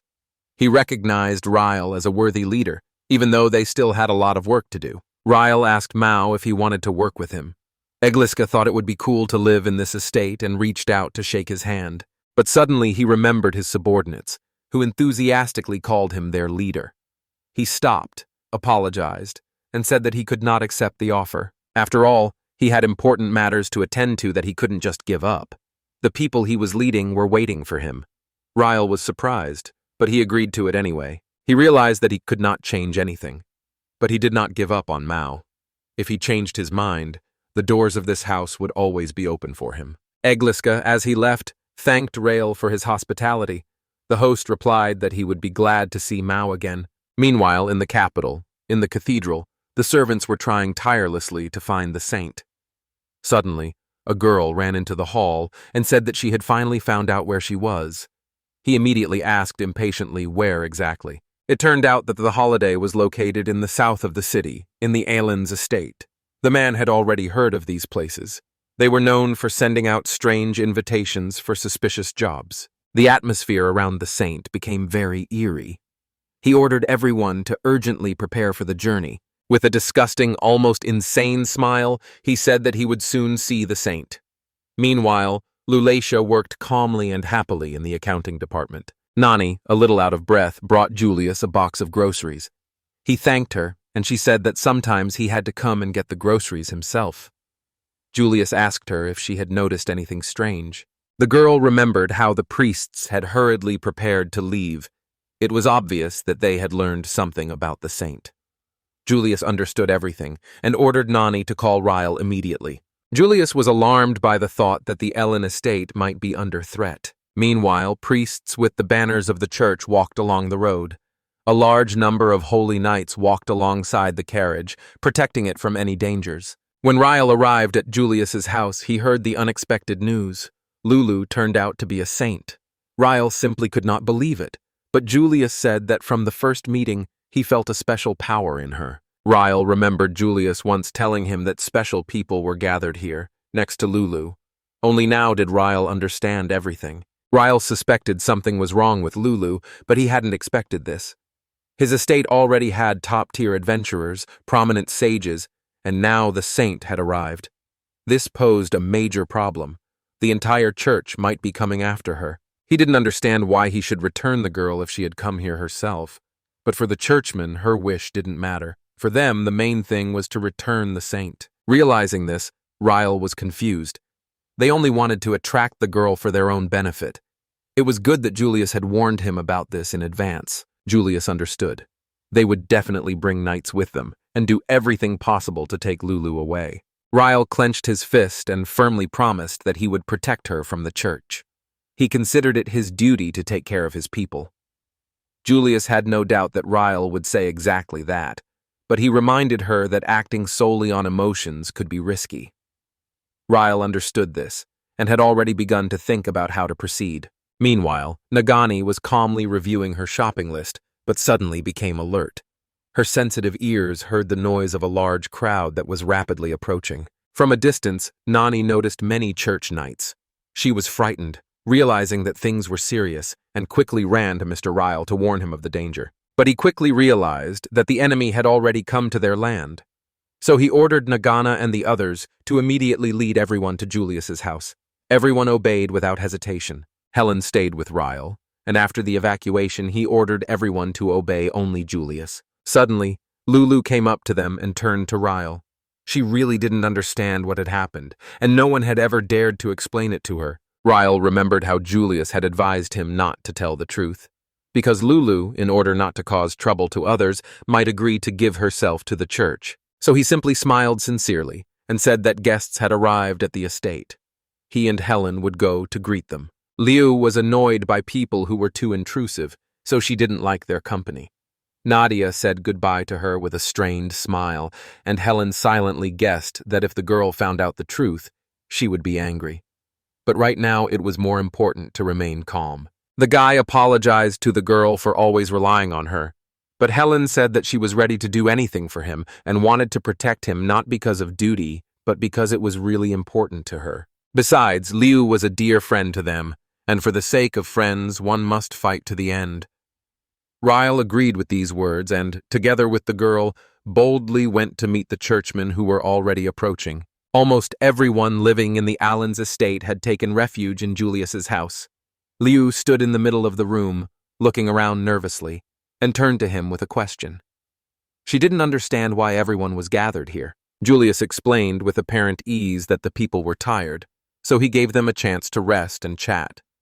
But Liu didn't believe him and insisted that he tell the truth. Then he told her a secret. The churchmen had invaded the land of Alan Witz to take away the shrine. To avoid casualties, Ryle and Helen went to meet the enemies themselves, and all the people were transferred here. Liu was scared when she realized she was in danger. She wanted to leave quickly, but Julius immediately called Nakati. But she quickly grabbed Liu and stopped her from running outside. She strictly explained that she couldn't do anything rash. Liu tried to break free, because she was afraid that Ryle and Helen might get into trouble because of her. But Julius explained that if she left now, it would lead to trouble for everyone. He remembered that Ryle had promised to protect her, and she needed to trust him. Liu, loyal to her master, remained at home anxiously. Nakati sighed with relief. In this hiding place, they had no idea what had happened to Ryle and Helen. Suddenly, 2 bright birds appeared in the room. It was Julius's magic. He asked Nadia to open the window. One bird flew up quickly and landed on a branch near Ryle and Helen. They greeted their unexpected guests with cold seriousness. The knights said they were aware of the saint's appearance in the lands of Alan Schreitz. They wanted to push her away, but Ryle resolutely refused to retreat. The magic bird spoke loudly, and all the people heard it. The knights wanted to scare the inhabitants, so they raised their weapons. Helen was not at a loss either. She immediately took up her sword. Suddenly, a man with black hair stepped out of the crowd. He stopped the knights and ordered them not to start a senseless fight while he himself boldly stepped forward. It was the high priest. He was wearing dark clothes and a large necklace with precious stones. When Ryle saw him, he immediately knew that he was the most important person among the temple's servants. Liu, seeing who was speaking, immediately recognized the familiar voice and even fainted a little. The high priest said that he had come to take away what belonged to the church. He said that the holidays were their light and soul, without which they could not live, so he asked to return it to the church, but not just like that. He offered something in exchange, pulling something from his sleeve. He reminded them that the alienettes had a hard time and offered them a bag of gold. He put the bag in Ryle's hand and said, "The church will take the saint, and you must forget about this day." Ryle pretended to be happy when he was given 50 gold pieces. The people, listening to what the bird said, became angry. But Julius calmed them down. The priest calmly waited for everyone to agree, but Ryle understood what was going on. He bluntly said that the church was profiting off its faithful. The priest immediately turned pale and tried to pretend that he had nothing to do with it, but his behavior gave it all away. Ryle, as Liu had warned him, made him say too much. The hypocritical answer only strengthened his suspicions. Then he wondered if the other knights and priests knew that the priest was enriching himself by lining his pockets with gold. He began to explain that he had been collecting this money for a long time, and honestly, Ryle did not take it, decided that it was of great importance to him, and returned the bag. After that, he sternly said, "Let him take his gold and go away." Ryle would never betray his friends. When the people heard this, they proudly greeted their lord. Liu was beaming with happiness, but the chief priest suddenly became angry. He angrily told his soldiers to kill the boy, insisting on it several times. The holy knights could not decide what to do, but the evil priests threatened them with God's punishment. With no other choice, the knights took up arms against Ryle. Things were heading towards a battle. The people were very nervous, because the holy knights were no weaker than B-rank adventurers, but Julius calmed them down, but he didn't even notice Ryle's pain. Helen rushed forward, her movements so fast they seemed like lightning. With a single wave of her hand, she knocked several knights off their feet, preventing them from getting close to him. Her blows sent the knights flying and falling heavily to the ground. Helen gripped her sword tightly and sternly said that she would not allow anyone to even come close to her master. Her fellow demon hunters listened to her words with rapture. The high priest could not believe that Helen had defeated the knights herself. Julius said that they were very tired after their hard journey. However, most still believed that even without this fatigue, Helen could have defeated them. One of the wounded knights finally recognized her and whispered in fear that the S-rank adventurer Great Sword Helen was standing before him. He didn't understand why such a famous legend had appeared here. The priest also froze when he heard her name, and the girl calmly said that she worked here because she liked it. The knight thought it was nonsense, but it all turned out to be true. Unlike the arrogant priest, its Lord Ryle truly cared about his people, did not exploit them or force them to work hard. The knights realized that Ryle's job advertisement was true. They were a little jealous, and the priest was very surprised to learn that the local landlord was actually a good man. Then Ryle calmly explained to them that there were two options: either go back or become part of his domain. The priest was frightened when he saw the gleam of Helen's sword, which was aimed directly at his chest. Ryle waited for an answer, and Natty was surprised by his decision. He was offering shelter to the people who had just tried to kidnap the saint. At first, she thought it was Julius's suggestion, but it was actually Ryle's own decision. He always believes that only the one who gives the orders is to blame, and that subordinates are just tools in his hands. Therefore, he is ready to accept anyone who truly wants to live on his lands. Knights could be a real support in battle, and priests could share knowledge that would help develop. Natty only wondered in amazement how wise her lord was. But the priest, frightened, began to dissuade his people and accused Rill of lying. He claimed that Rill had hidden from them the true location of the shrine. But Ryle instantly looked at him and contemptuously replied that he was the one lying because Lou had decided to come here herself, because she was tired of living under the stifling rules of the church. Here she found a new life, began to do things that were previously forbidden to her, and for the first time in a long time, smiled sincerely and joyfully like never before. Ryle confidently said that the saint the priest had been looking for so long was no longer there. Only an ordinary girl named Lou lived here. His voice rang out loudly thanks to the magical bird. To everyone, she was no longer a saint. Now she was perceived as an ordinary resident of Allen's. Listening to the boy, tears welled up in Lulasia's eyes. Helen and Julius listened to him with warmth in their hearts, trusting their master. But the priest despaired, while the people surrounded the girl, showing her true kindness and accepting her as their own. One of the knights, recognizing Helen, approached Ryle and asked permission to join their community. Ryle happily agreed, much to the priest's surprise. Other knights immediately followed him. They all really wanted to live in these lands and work in better conditions because they were tired of living under the rule of a priest. The priest tried to stop his men, threatening them with God's punishment, but no one paid any attention to him. In the confusion, he collided with the knight and fell to the ground. Ryle came over, extended his hand to help him, and wanted to know what he would decide. But the priest angrily pushed his hand away, got up, and headed for his men. He said he would return to the capital and bring reinforcements. Ryle watched intently as the priests departed, and only then did he breathe a sigh of relief. They had been able to hold their ground. Helen joked that the guy had done something really cool, and Ryle only dreamed that the priest would finally give in, although he himself understood that this was unlikely to happen. The priest's former wards approached their new master with distrust, but he quickly reassured them and dispelled all their worries. This made the new residents very happy. They saw that their host was kind and generous and did not consider them enemies. Some even began to call him a saint. Ryle was embarrassed by the new nicknames and asked to be called by his first name. He called himself Delphine, which increased their respect for him even more. The new employees readily agreed to his request, stopped calling him Saint, and began calling him simply Ryle. At this time, Lou approached him. Her cheeks turned red, and there was anxiety in her eyes. The boy smiled and said that he had already decided everything with the high priest. Without expecting this, Lou suddenly ran up and hugged him. She apologized with tears in her eyes that he had gotten into this dangerous story because of her. She felt embarrassed that she had caused so much trouble. But Ryle gently stroked her head, reassured her, and asked her what she really wanted. She said she wanted to stay here with everyone, and Ryle, smiling, allowed her to do so. Suddenly someone laughed.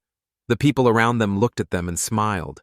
The boy's words warmed their souls, but Ryle himself was confused and blushed. Helen's friends ran up to her and began to praise her courage enthusiastically. At that moment, Julius called the magical bird to him, and Lou hugged Ryle and rejoiced, not holding back tears of happiness. Meanwhile, Kelly and Ben sat peacefully under a tree near a newly sown field. They spread a cloth on the grass, and Ben relaxed, smoking a cigarette and looking up at the sky.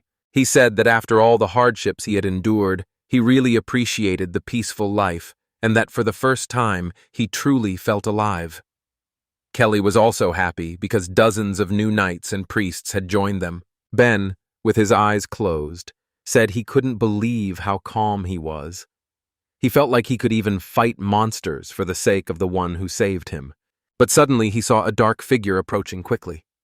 Kelly jumped up and told him that someone unfamiliar was coming from the demon side. Everyone looked at the stranger with fear, because something bad could happen again. A demon stood before them. At this time, Ryle was in the city taking care of the new inhabitants of his estate.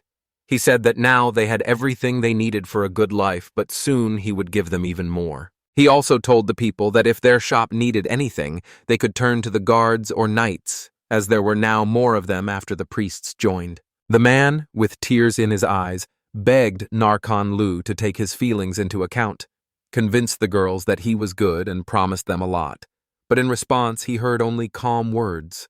Let him get in line like everyone else. Ryla still wondered what Lu's relationship with the clergy would be like. Although the issue was no longer so pressing, he still felt a certain discomfort in his heart. The guy thought that the number of people in his region was increasing, so he needed to take money and expenses more seriously because now he would have to introduce clear rules. He was well aware that serious problems could soon arise, and some areas could be on the verge of a real crisis. So he decided to do everything right, even though he was restless inside. At that moment, a young guy with a serious face approached him. Lu carefully signed the papers, while Nar complained that she was bored with such work. Meanwhile, Ryle talked to her husband and allowed him to return to his family, for which he sincerely thanked her. Lu glanced furtively at Ryle, and remembering how she had hugged him recently, and he had gently run his hand through her hair. She felt an awkwardness and an unexpected warmth that made her blush. She covered her face with her hands to hide her embarrassment. She was ashamed to even remember that moment. It was then that Narc asked with a smile what she was thinking. She smiled slyly and hinted that Lu had only mentioned that incident. The girl immediately began to make excuses and quickly changed the conversation to another topic so as not to talk about it. But Narc ignored her request and said out loud that a girl in love can't be hidden anyway. She said it so loudly that everyone heard it at once. Everyone surrounded Lu and started asking who she had fallen in love with.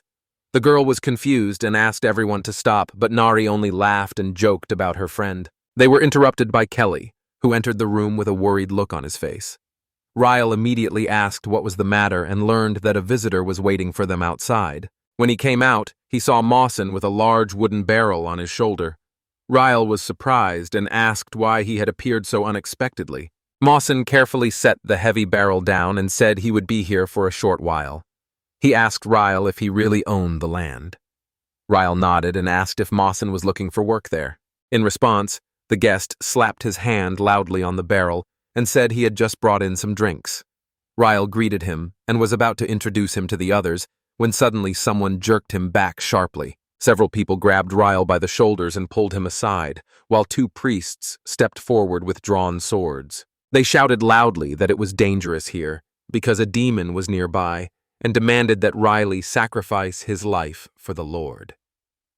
Riley himself tried to calm them down, but Mawson simply remained silent and could not find anything to say. One of the men chided Ryla for not having seen such a serious danger before. They said that the Demon King himself was standing before them. Ryle clarified that if they meant Mawson, that was not true. But Lou interrupted, adding that this man had a very strong magical energy emanating from him. Then Ryle asked Mao to confirm that the others were lying, but he calmly said that it was Ryle who said it first. The young man could not imagine that Mao had been the Demon King all this time and had not told anyone anything. Ryle remembered how they first met. He was still naive then, and Mao had advised him never to hide anything. Meanwhile, the priests were preparing for an attack, but Mao said that he had only come here because of Ryle and did not want to fight anyone. To avoid conflict, Ryle stopped them and said that although he was surprised by the truth, it was not that important to him. He said that he didn't care who Mao was or what race he belonged to. People should accept him as calmly as he did. The knights were confused because they were supposed to protect Arlen Thomas's domain, and the Demon King had always been their enemy. Then Ryle, turning his back on them, said coldly, "If you don't like Mao so much, try to defeat him yourself, because it won't be difficult for him. Lu, hearing Ryle's words, thought for a moment. Gathering her thoughts, she stepped forward and even dared to approach the Demon King. She bowed carefully to him and apologized for not showing him enough respect earlier. Then she smiled warmly and said that she was in accounting and finance. If Mao had any questions, he could contact her. Looking at this, Ryle noticed that Mao was even a little happy, although he usually did not like to communicate with others. The Demon King opened his arms in a friendly manner and sincerely said that he was glad to meet him. Lu tells the knights that since they've seen Mao, they should get down to business. And Ryle smiles, glad the tension is finally gone. He notices that the atmosphere is becoming more and more relaxed, and even the bravest are already approaching to get acquainted with the Demon Lord. Ryle then turns to Mao, surprised that he hasn't said anything about his encounters with people, and asks if he's okay. Mao decides to be honest and tell the whole truth. Earlier in the Demon Lands, Mao stood confidently before his subordinates and all the monsters, asking them to listen carefully, for he had revealed Arlen's secrets. He says that he found unique devices and support there that really help people, and now he wants to implement this in the Demon Lands as well. Mao says that the main thing is to have motivation. That is already half the way to the goal. If we work together, we can create a wonderful place for everyone. He calls for working together for a common future. But the demons start muttering that it's all nonsense. They don't want to work, they don't really want to change anything, and they want the ruler to rule everything as before.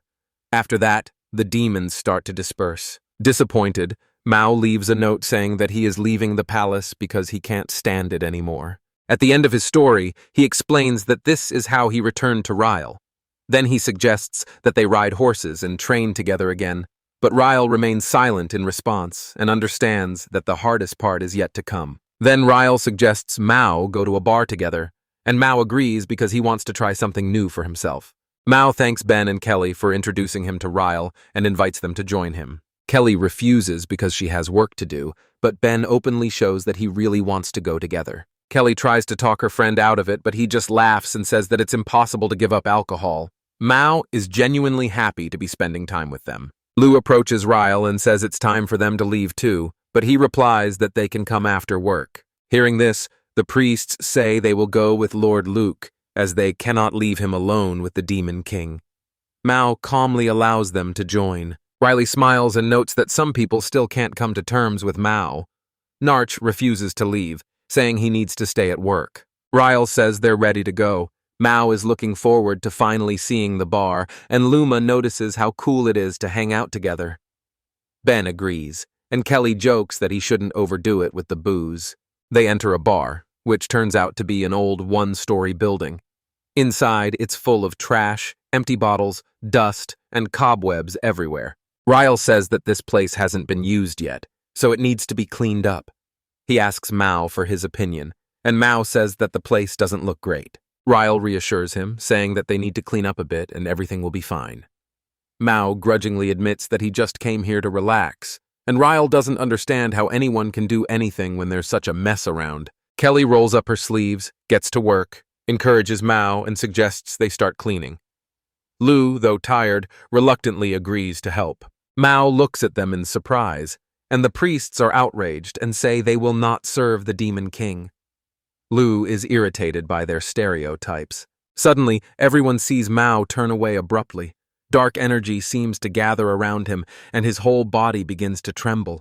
The priests immediately consider this a manifestation of anger and, although they are afraid, prepare for a fight. But Ryle still walks up to Mao and looks him in the face.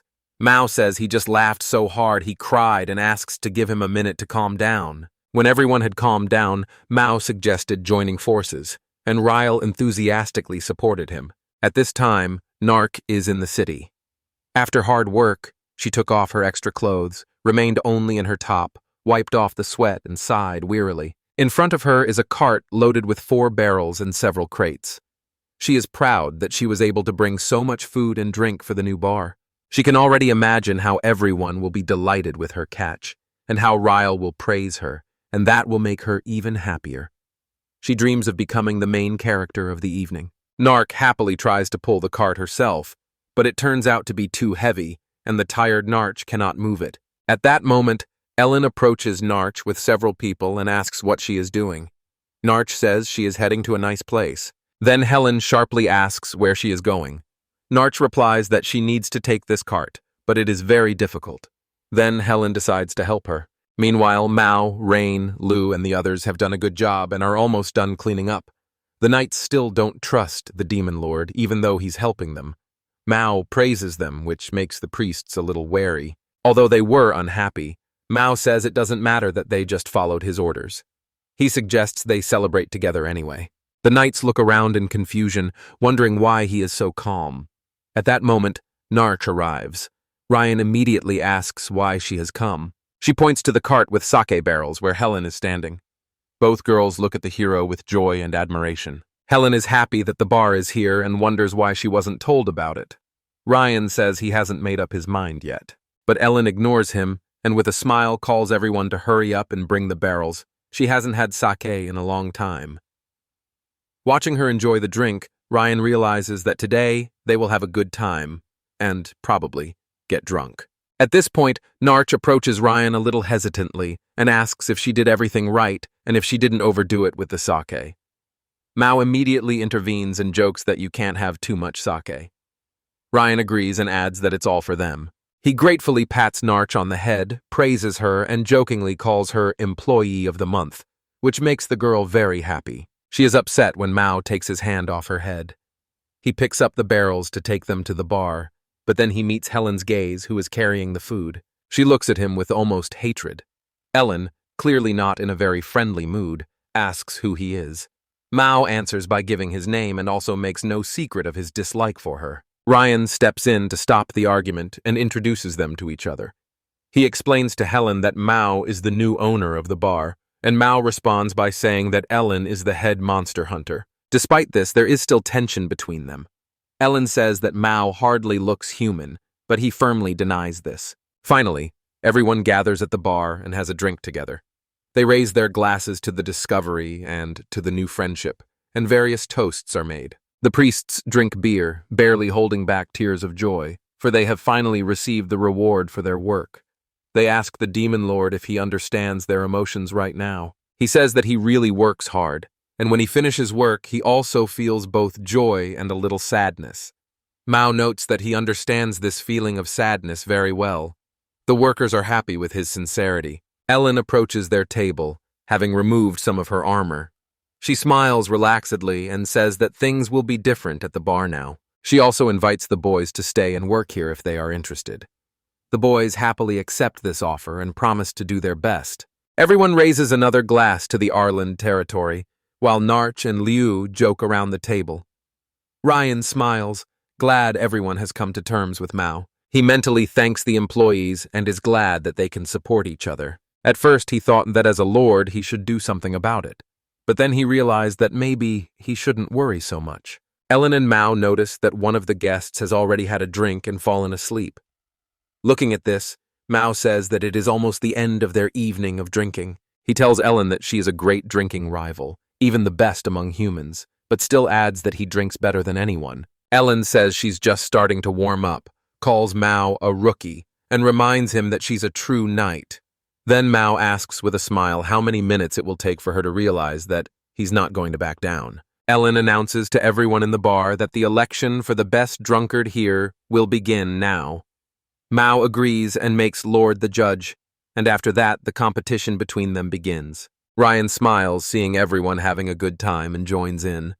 The friends are having fun together, cracking funny jokes and having fun. By now, almost everyone in the bar has fallen asleep, having had too much to drink. Narch and Lu are asleep under the covers, while Ellen and Mao are clinking their glasses. Ellen suggests they start a sake drinking contest, and both are sure they will win. Ellen turns to Ryan and tells him that this time their battle with Mao ended in a draw. She notices that Ryan has already fallen asleep on the floor. The others decide not to wake him up and just continue celebrating. Meanwhile, in the royal cathedral, the high priest sits on his throne, shaking with anger. He is consumed by anger and resentment as he remembers what happened in the Arland territory. He shouts at his subordinates, who stand before him, guilty and with bowed heads. At that moment, a young man enters the hall and says he has important news about the lands of Arlen Firs. Shinkan leans in and asks him to tell him everything in a whisper. Hearing this makes the high priest smile sinisterly. He quickly runs out, repeating that he must urgently meet with the king, while the two servants only look at each other with anxiety. At this time, Ryan and Lu are having lunch with Mao. Mao once again sincerely thanks them for their help and support, emphasizing that it would have been much more difficult for him without them. Ryan finally invites everyone to sit down at the table and enjoy the food. Mao smiles and says that it's best to have important conversations over food. There's already a bread bowl, a pot of hot soup, and plates for everyone on the table. Ryan reminds her that Liu made this dish. She is a little worried and says that she doesn't know if Mao will like her food. But Mao happily starts eating and sincerely thanks Liu for the delicious meal. At this point, Ryan decides to ask Mao about the priests. Mao explains that they now work in the kitchen and jokes that he is a good cook himself, especially with drinks. Ryan is pleased that Mao and the priests have quickly become friends. He thinks a few of them might even work at Mao's bar, and the others don't mind either. Just then, his friends enter the restaurant, and it immediately becomes fun and noisy. Mao tries the soup, carefully sipping it with a spoon. But within a second he lets go of the spoon, and it falls to the floor with a clang. He leans back in his chair, soup dripping from the corner of his mouth. Ryan asks worriedly if he's okay, and Liu looks at him with concern. Ryan shakes Mao by the shoulders, trying to wake him up. Mao opens his eyes with difficulty, leans forward, doesn't answer questions, and only mumbles that something is wrong with the soup. Liu looks at the bowl in fear, and says that this couldn't have happened because she only added a little medicinal herb to restore her strength. Mao explains that as a demon king he is almost immune to herbs. Liu apologizes and says she regrets not checking earlier. But Mao asks her not to worry because he suspects that the reason is not in the grass at all. With shaking hands, holding his stomach, he takes another spoonful and says that if someone has mixed something in the food, he will definitely find out. He also asks Liu not to worry, because the guilty party will definitely be punished. Ryan and Liu tell him to be careful, but he doesn't listen. Even when his hands are shaking, he thinks he just needs to watch himself more while eating. At this moment, when Ryan and Liu stop Mao and ask him not to touch the soup, two priests enter the hall. Ryan is glad that they appeared at this very moment. But suddenly they pounce on Mao and force soup into his mouth until he faints again. The priests are angry because he refused to eat the soup that the beautiful woman had cooked, and they force him to drink every last drop. Ryan tries to stop them, says that dinner is over, and asks everyone to disperse. As a result, the priests take the Demon King with them, who has still not regained consciousness.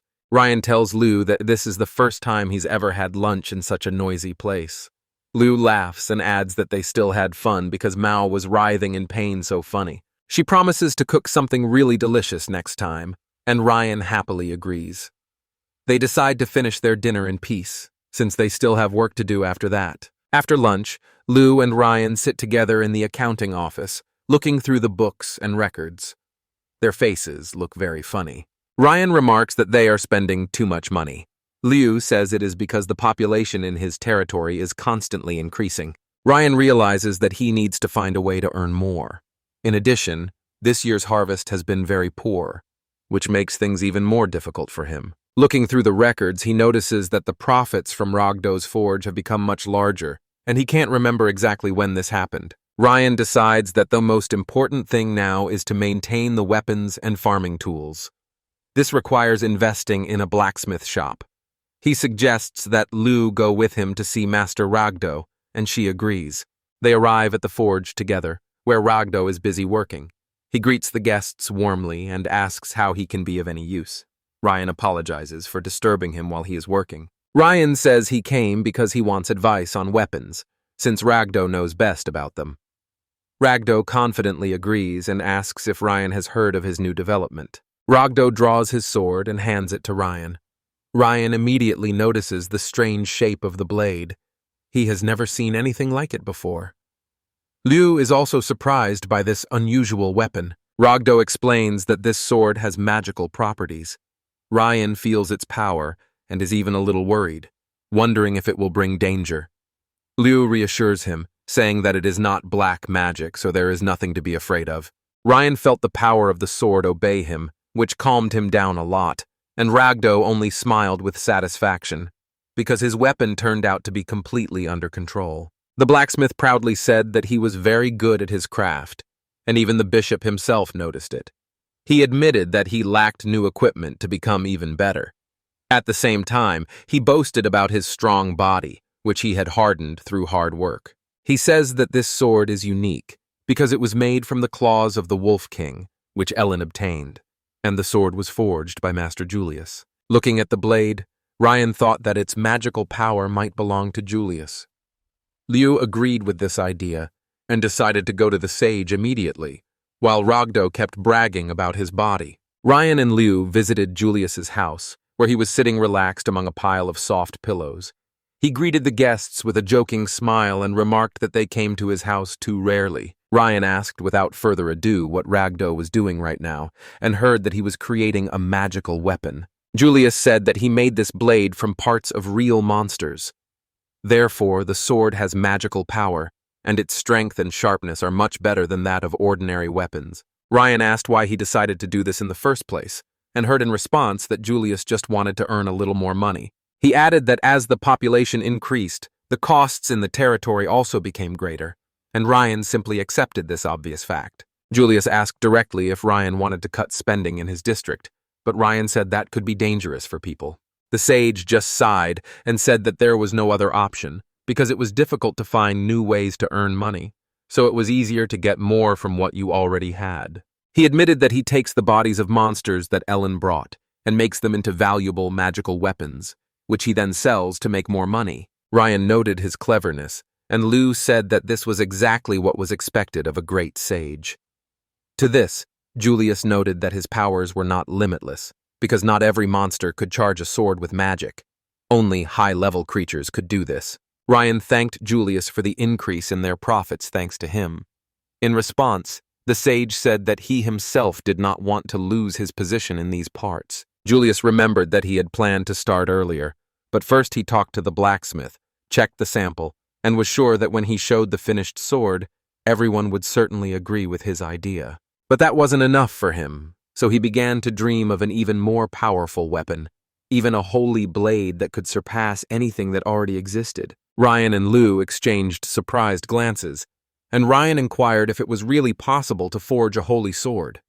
The sage assured him that it was, but that several important conditions had to be met. Ryan understood that he couldn't handle this on his own, but if Julius could really do it, it would be a great advantage for managing the lands in the future. Liu was still not sure if this was even possible, but Julius explained to her that the Holy Spirit was not magic, but the true essence of spirit, and without it, it was impossible to complete the task. He explained that he could find all the necessary materials, but he couldn't make a sword right now, because even the previous sorcerer who knew how to do it was also a brave warrior. Ryan realized that to create a sword, it would take the power of a true hero. When he asked Liu if she had seen anyone like that, she replied that she had not, because even if a hero appeared, it was not certain that he would help. Then Julius asked Ryan if he knew what a hero was for, and immediately expressed his opinion. Perhaps his task was to bring peace to the world. After that, he asked why they were fighting at all. Ryan replied that there could be many reasons, but as the ruler, he simply had to fight against the Demon King. These simple words suddenly made everyone realize this. Julius shared that he first learned about Mao from Narchi. He even asked her to spread the word in the capital, so that now the priests know that the Demon Lord is in Arlen Furtz's lands. He warned that these lands could become the site of a battle between the hero and Mao.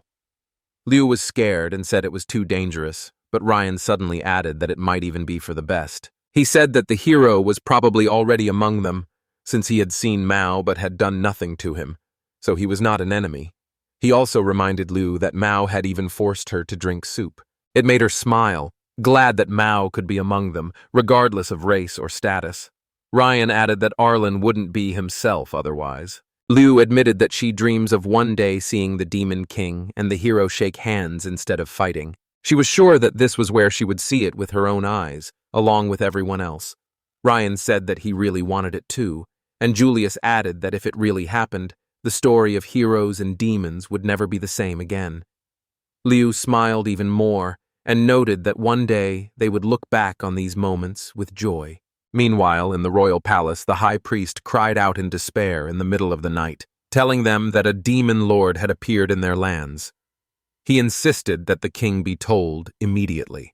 The knight helplessly says that he knows nothing and doesn't really influence anything, even though the high priest himself is in front of him. This only angers the priest more, because he realizes that the knight has information that could destroy their peace. A girl approaches them, having overheard them talking about the demon king. She was dressed simply and had ordinary shoes on, but she had a sword hanging from her belt. The girl asks them to tell her more about what they know about the demon king. The high priest returns to her, and the knight, deeply impressed, recognizes in this girl a true hero. His surprise was incredible, because he did not expect to see her here at all. The priest and the hero kneel before the king. The king takes the scroll and reads out important news. The demon king is now in Arlen-Vevitz. This revelation causes everyone in the throne room to freeze in tension. The king is very worried because demons live near his land and they can attack at any moment. He is even more surprised by the strange schedule that the priest showed. There are even days off. The king says that this situation needs to be dealt with urgently. The heroine asks what to do with the demon king if the danger is real. Then the king instructs the brave Anna to go to Arlen's and find out what happened there. Now the entire future of the state depends on her. The high priest looks at Anna with a sly smile, well aware that this time he cannot miss the opportunity to influence the situation. Meanwhile, the king reminds Anna that if she needs help, she can contact the minister. She understands that this task was given by the king himself, and she cannot refuse it. Although it is difficult, the girl understands that she is a hero, so she must take full responsibility. She is scared, but she does not give up. Having been traveling for several days, Anna is very hungry. She clutches her stomach, which is painfully clenched with hunger, and sits down exhausted under a tree. The girl has been walking for several days without stopping and does not know what to do next. Her stomach is swollen from hunger. Tired, she sits down under a tree to rest and sees a piece of paper nearby. She picks it up and examines it. She tastes it, but immediately spits it out, hugs her knees, and wonders why there is so much pain in her life. She recalls how she met the minister. Having learned that he was going to the land of Arlen's on the king's orders, he gave her only 1 silver coin. At that time, Anna was very surprised by such stinginess. The minister said with a smile that he would be happy to help more, but the state gives very little money to heroes. To encourage her, he gave her a small bag for the coin so that she wouldn't lose it. Anna sincerely thanked him and set off. Before leaving, the minister reminded her that the state already had little money, and if she couldn't manage it, her salary would have to be reduced. After that, he wished her success. Returning to the present, Anna sadly realizes how difficult the main character's life is. She feels as if her heart could burst from the pain. But she didn't forget that she was a heroine, and she had the support of the people behind her.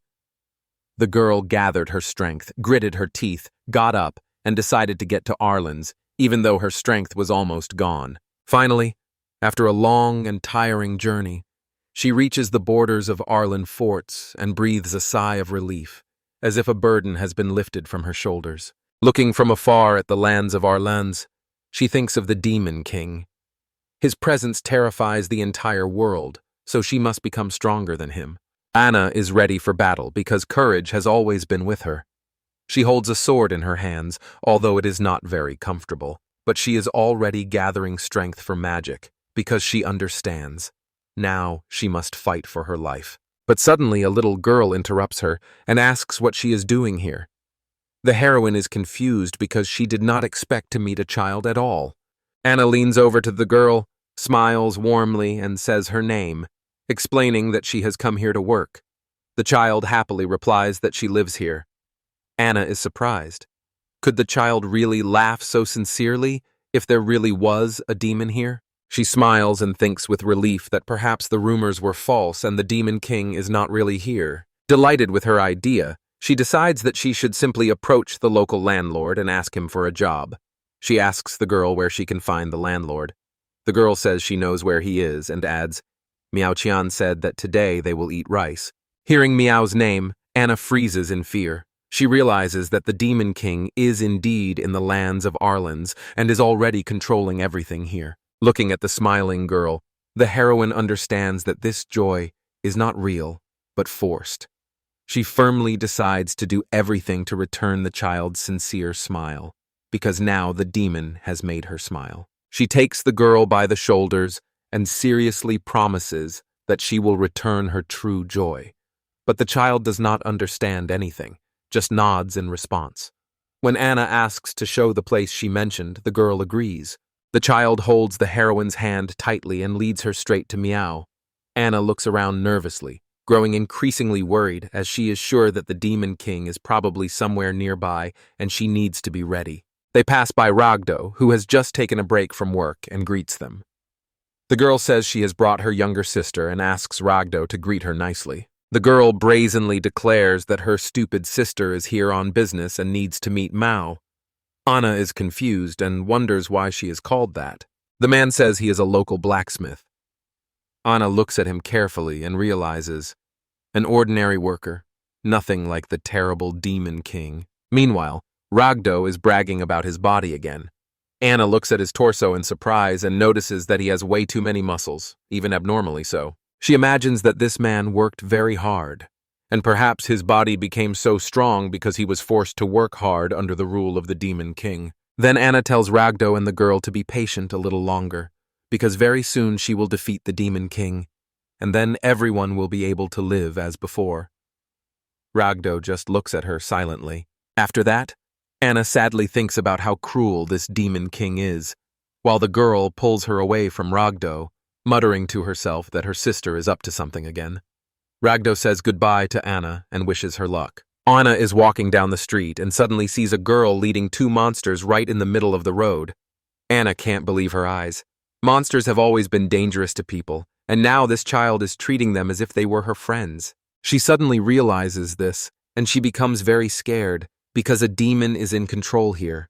A terrible picture appears in her head. These two monsters could do something bad to a defenseless girl. Meanwhile, the girl brings the monsters to the house, but they are actually just two boys carrying processed animal skins. One of them complains loudly about the hard work, and Anna hears his words. Hearing the complaints, she immediately understands that she is being called for help, and decides that the people here really need protection, so there is no time to waste. Finally, the girl brings Anna to the inn and says that Mao lives right here. Anna is still gathering her thoughts, but the child already runs inside without hesitation.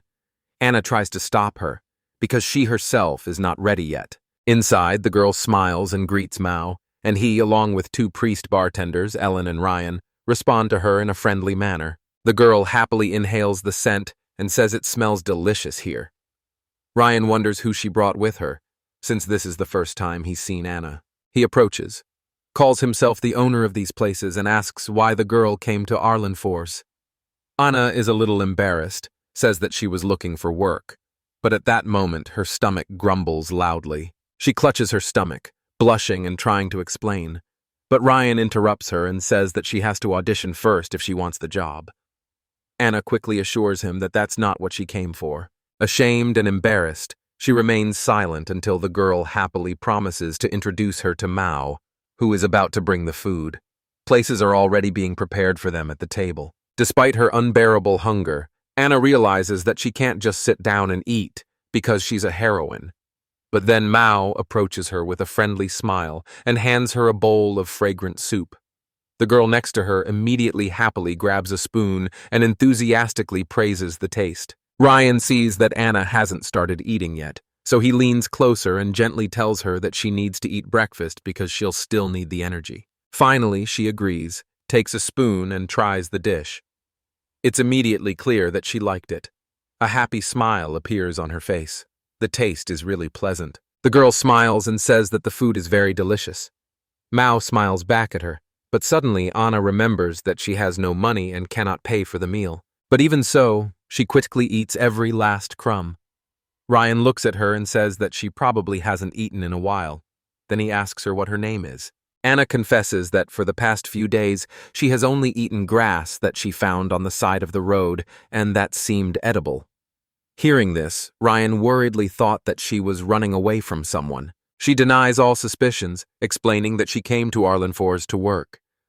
This is a very important task for her, entrusted only to her, and she will be paid very soon so that she can pay for her food. After listening to her, Ryan admits that he doesn't really understand what she's doing, but he knows for sure. He can't let her continue to eat only grass. It's completely illogical. He says it's strange to be doing such important work and still be hungry. Whatever her mission, she shouldn't suffer. Ellen agrees, adding that Anna seems used to living by the strict guild rules. She says that she used to think that this was the only way to survive, but eventually she left the guild, even though she was an S-rank fighter, and decided to become a monster hunter and settle here. Anna is surprised that Ellen herself turned down such a prestigious position, but Ellen confidently says that she doesn't regret it at all, because it is here that she can show her true strength and receive an honest reward for her work. And here there are no strict rules that previously hindered her. Then another girl, Liu, confesses that she has also come here and found a new job. She looks at the main character with open admiration. Ryan tells Hannah that many people here have already gone through difficult times, so he won't let her go through such pain again. Ryan says that he wants to at least make this place the best in the world. Anna listens to him, but doesn't understand, because she is sure that there is definitely a demon king here. But she realizes that since she arrived here, everything has become warm and cheerful. She wonders why everyone is so happy if the demon king is actually here. Anna herself admits that she would like to live like everyone else, if not for her special role. For others, she has become a symbol of hope, but she is unable to change her fate. Ryan apologizes for just meeting her and asking her for help. Anna says it's not easy, but she still does what's expected of her. He remembers that he already asked her what her job was and asks her to tell him about it if she doesn't mind. He promises that they will help when they can. Anna hesitated for a moment, but finally admitted that she had heard that a demon king lived in this place. Everyone immediately became more serious, and Ryan stopped in his tracks, confused. Mao, hearing his name, asks who called him. Anna says that she was talking about the demon king. To this, Mao calmly replies that he is the demon king.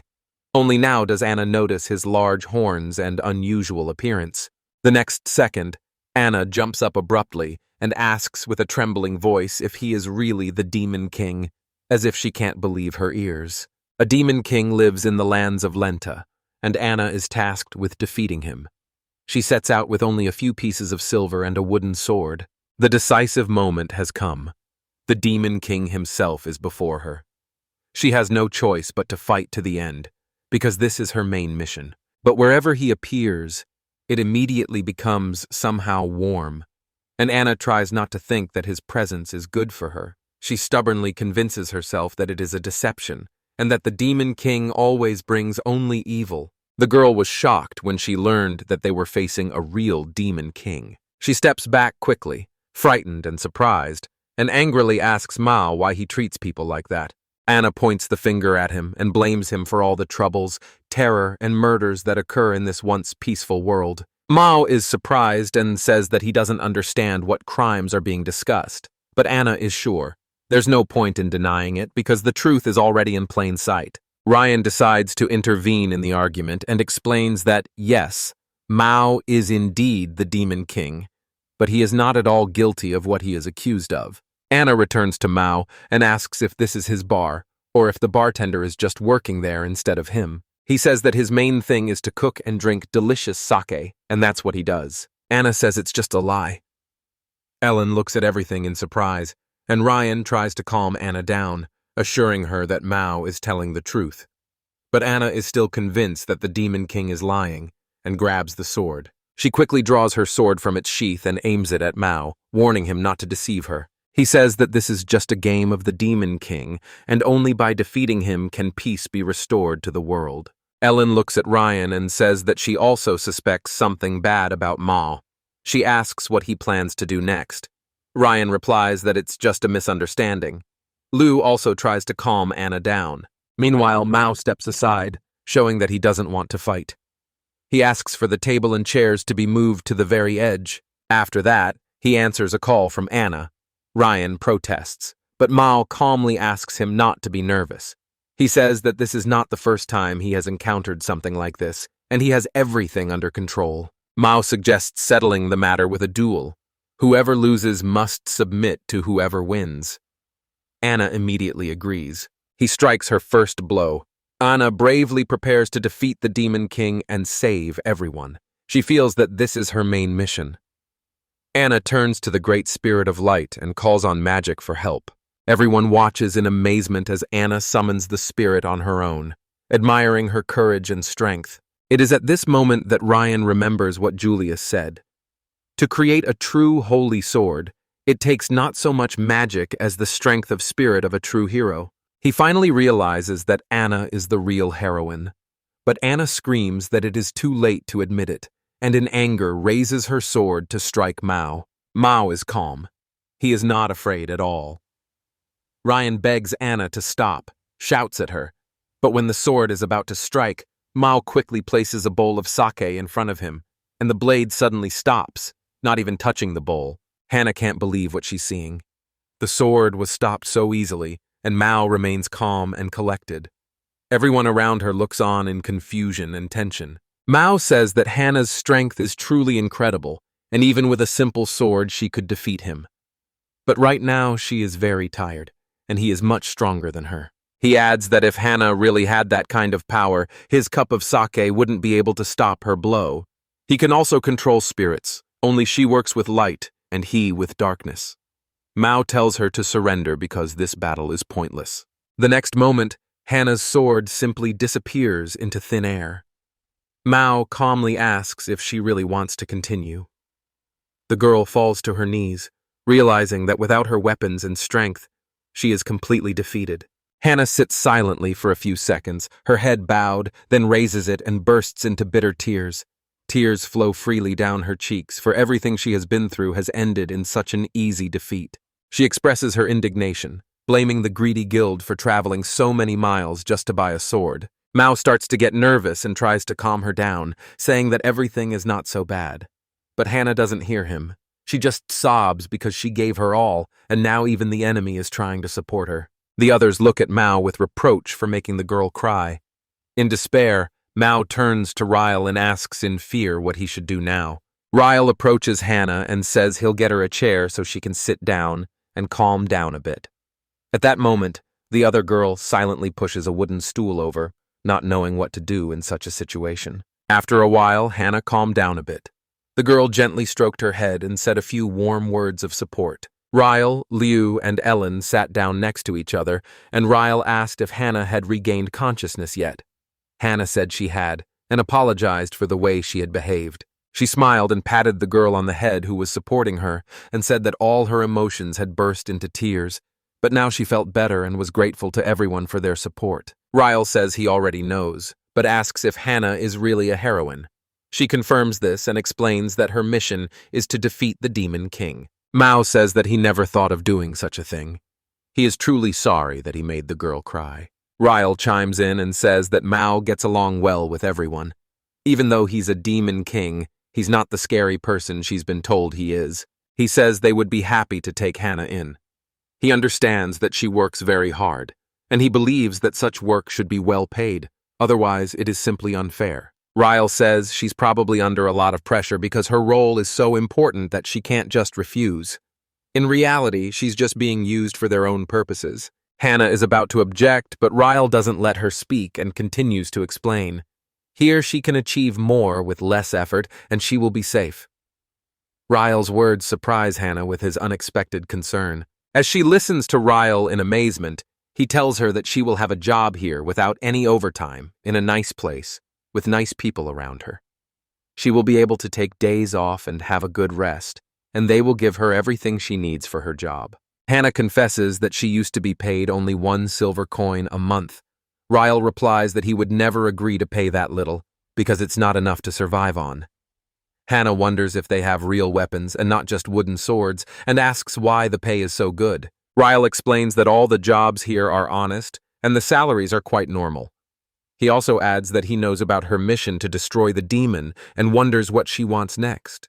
He says that she doesn't need to suffer and act like a heroine. Meanwhile, in the demonic palace, the monsters begin to panic because the king has not returned yet, and things are getting worse.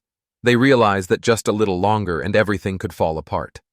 But then, Mr. Risen enters the hall and calms everyone down, saying that the king is about to return. He says that he sent Mirai to Lent to bring back the king.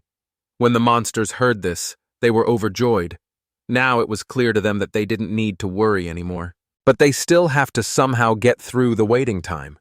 There is a lot of work, and now they have to cope with everything on their own, although many do not like it.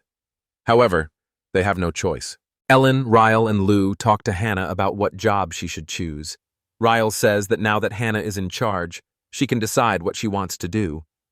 Hannah tilts her head and admits that she never even considered it before. Ryle has an idea.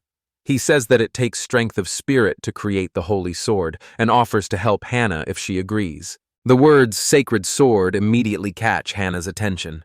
She asks with admiration if Lord Ryle really wants to create one. He says that he already has the sword. He just needs to put a spirit into it. This requires a brave person.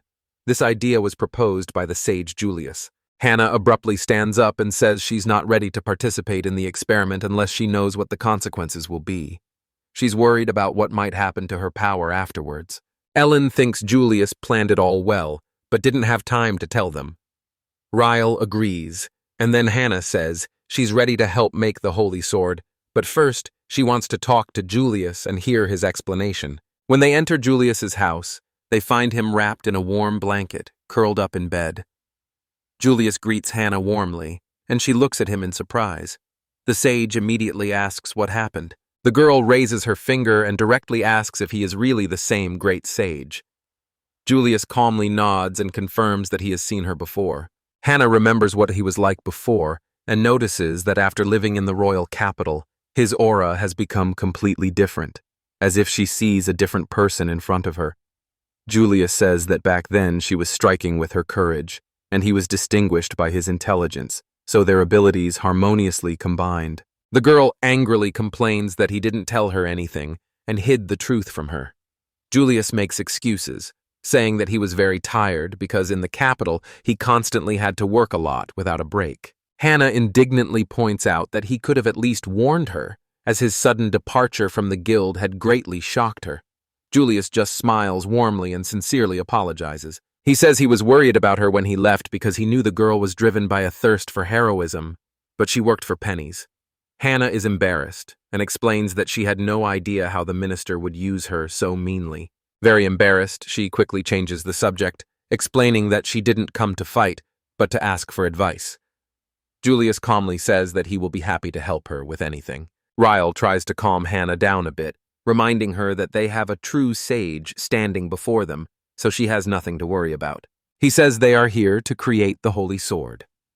Julius asks Hannah if she is willing to share her powers. The girl immediately agrees because she wants to help and do something important. Julius asks to give him the sword from her belt because the spirit needs the real thing as a vessel. But Hannah categorically does not want to give up the sword.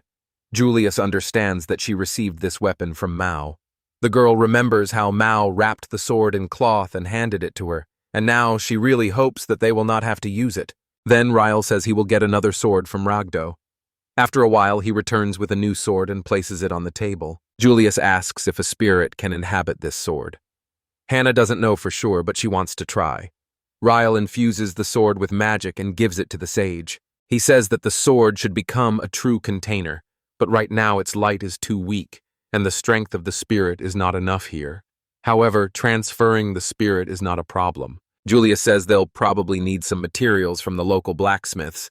He admits that his original plan wasn't completely thought out, so he's going to take a good hard look at it and think it over again. Ryle sighs in disappointment. He thought he would make the holy sword very quickly, but Ellen explains that if everything were that easy, everyone would have a holy sword long ago. Luke agrees with her. Hannah asks what she should do now. Ryle says that while Julius is looking for a way out, she will also find a task. The girl agrees and, a little shyly, admits that she would like to work with Mao at the bar. Realizing that her words might have been taken the wrong way, Hannah begins to explain that that's not what she meant at all. Ryle just smiles and says that if something happens between her and Mao, he will be happy. These words confuse Hannah even more. Then Ryle says, "Let's just go to Mao." Hannah hesitates, but still agrees. They say goodbye to Julius, who smiles and waves at them. The friends continue on to the bar. During the journey, Ryle thoughtfully admits that at first it seemed to him that making the holy sword was an easy task, but now he sees that everything is much more complicated than it seemed. Lou is surprised and asks if he didn't realize this before, because then he wouldn't have anything to worry about at all. Ryle replies that all his thoughts were just about how to bring a brave girl. He remembers how Julius also worried about Hannah, and notices that the sage is taking her seriously. Ellen and Lou are amused by this, while Hannah is eager to move on and impatiently urges everyone on. They finally reach the bar. Hannah is worried, stops in front of the entrance, and says she's scared. Ryle supports her, and Hannah carefully opens the door, calling out softly to Mao. A strange, beautiful girl with demonic wings and a friendly smile appears to meet them. She is genuinely happy that there are so many customers in their bar today. The others watch her in surprise. The demoness calls out to Mao and says that 4 guests have arrived. A moment later, Mao appears from the kitchen and recognizes his friends. Ryle immediately asks who this girl is. Mao says it's Mirai, who recently arrived from the demon lands. The girl smiles warmly and introduces herself. She says that she now works at a bar and is the best employee there. Ryle whispers suspiciously to Mao, "Did Mirai come here only to return him to the demon world?" Mirai jokingly notes that Ryle is very attentive. Mao doesn't really care because Mirai does her job well, and he really needs his assistance. The demoness only asks if more demons will come, because if she is gone for a long time, it might arouse suspicion. She hugs Mao tightly, holds his hand, and gently says that she will always support her master and listen to him in everything. Mao asks to be called simply Mao. Hannah, watching this, is confused, blushes, and finds no words. Mao offers Mirai a job as a housekeeper, greeting guests and showing them where to go, but Ryle immediately notices that she needs to learn. He was about to tell Mao that Hannah had also come here looking for work, but the girl interrupted him. Hannah confidently says that she also wants to work and demands a competition. Ryle is categorically against it. He believes that any duel can be dangerous. In his opinion, Mao will decide who to keep anyway, even without a competition. But Mao, who is very adventurous by nature, sees this as a challenge and proposes a competition. Who can handle customer service better?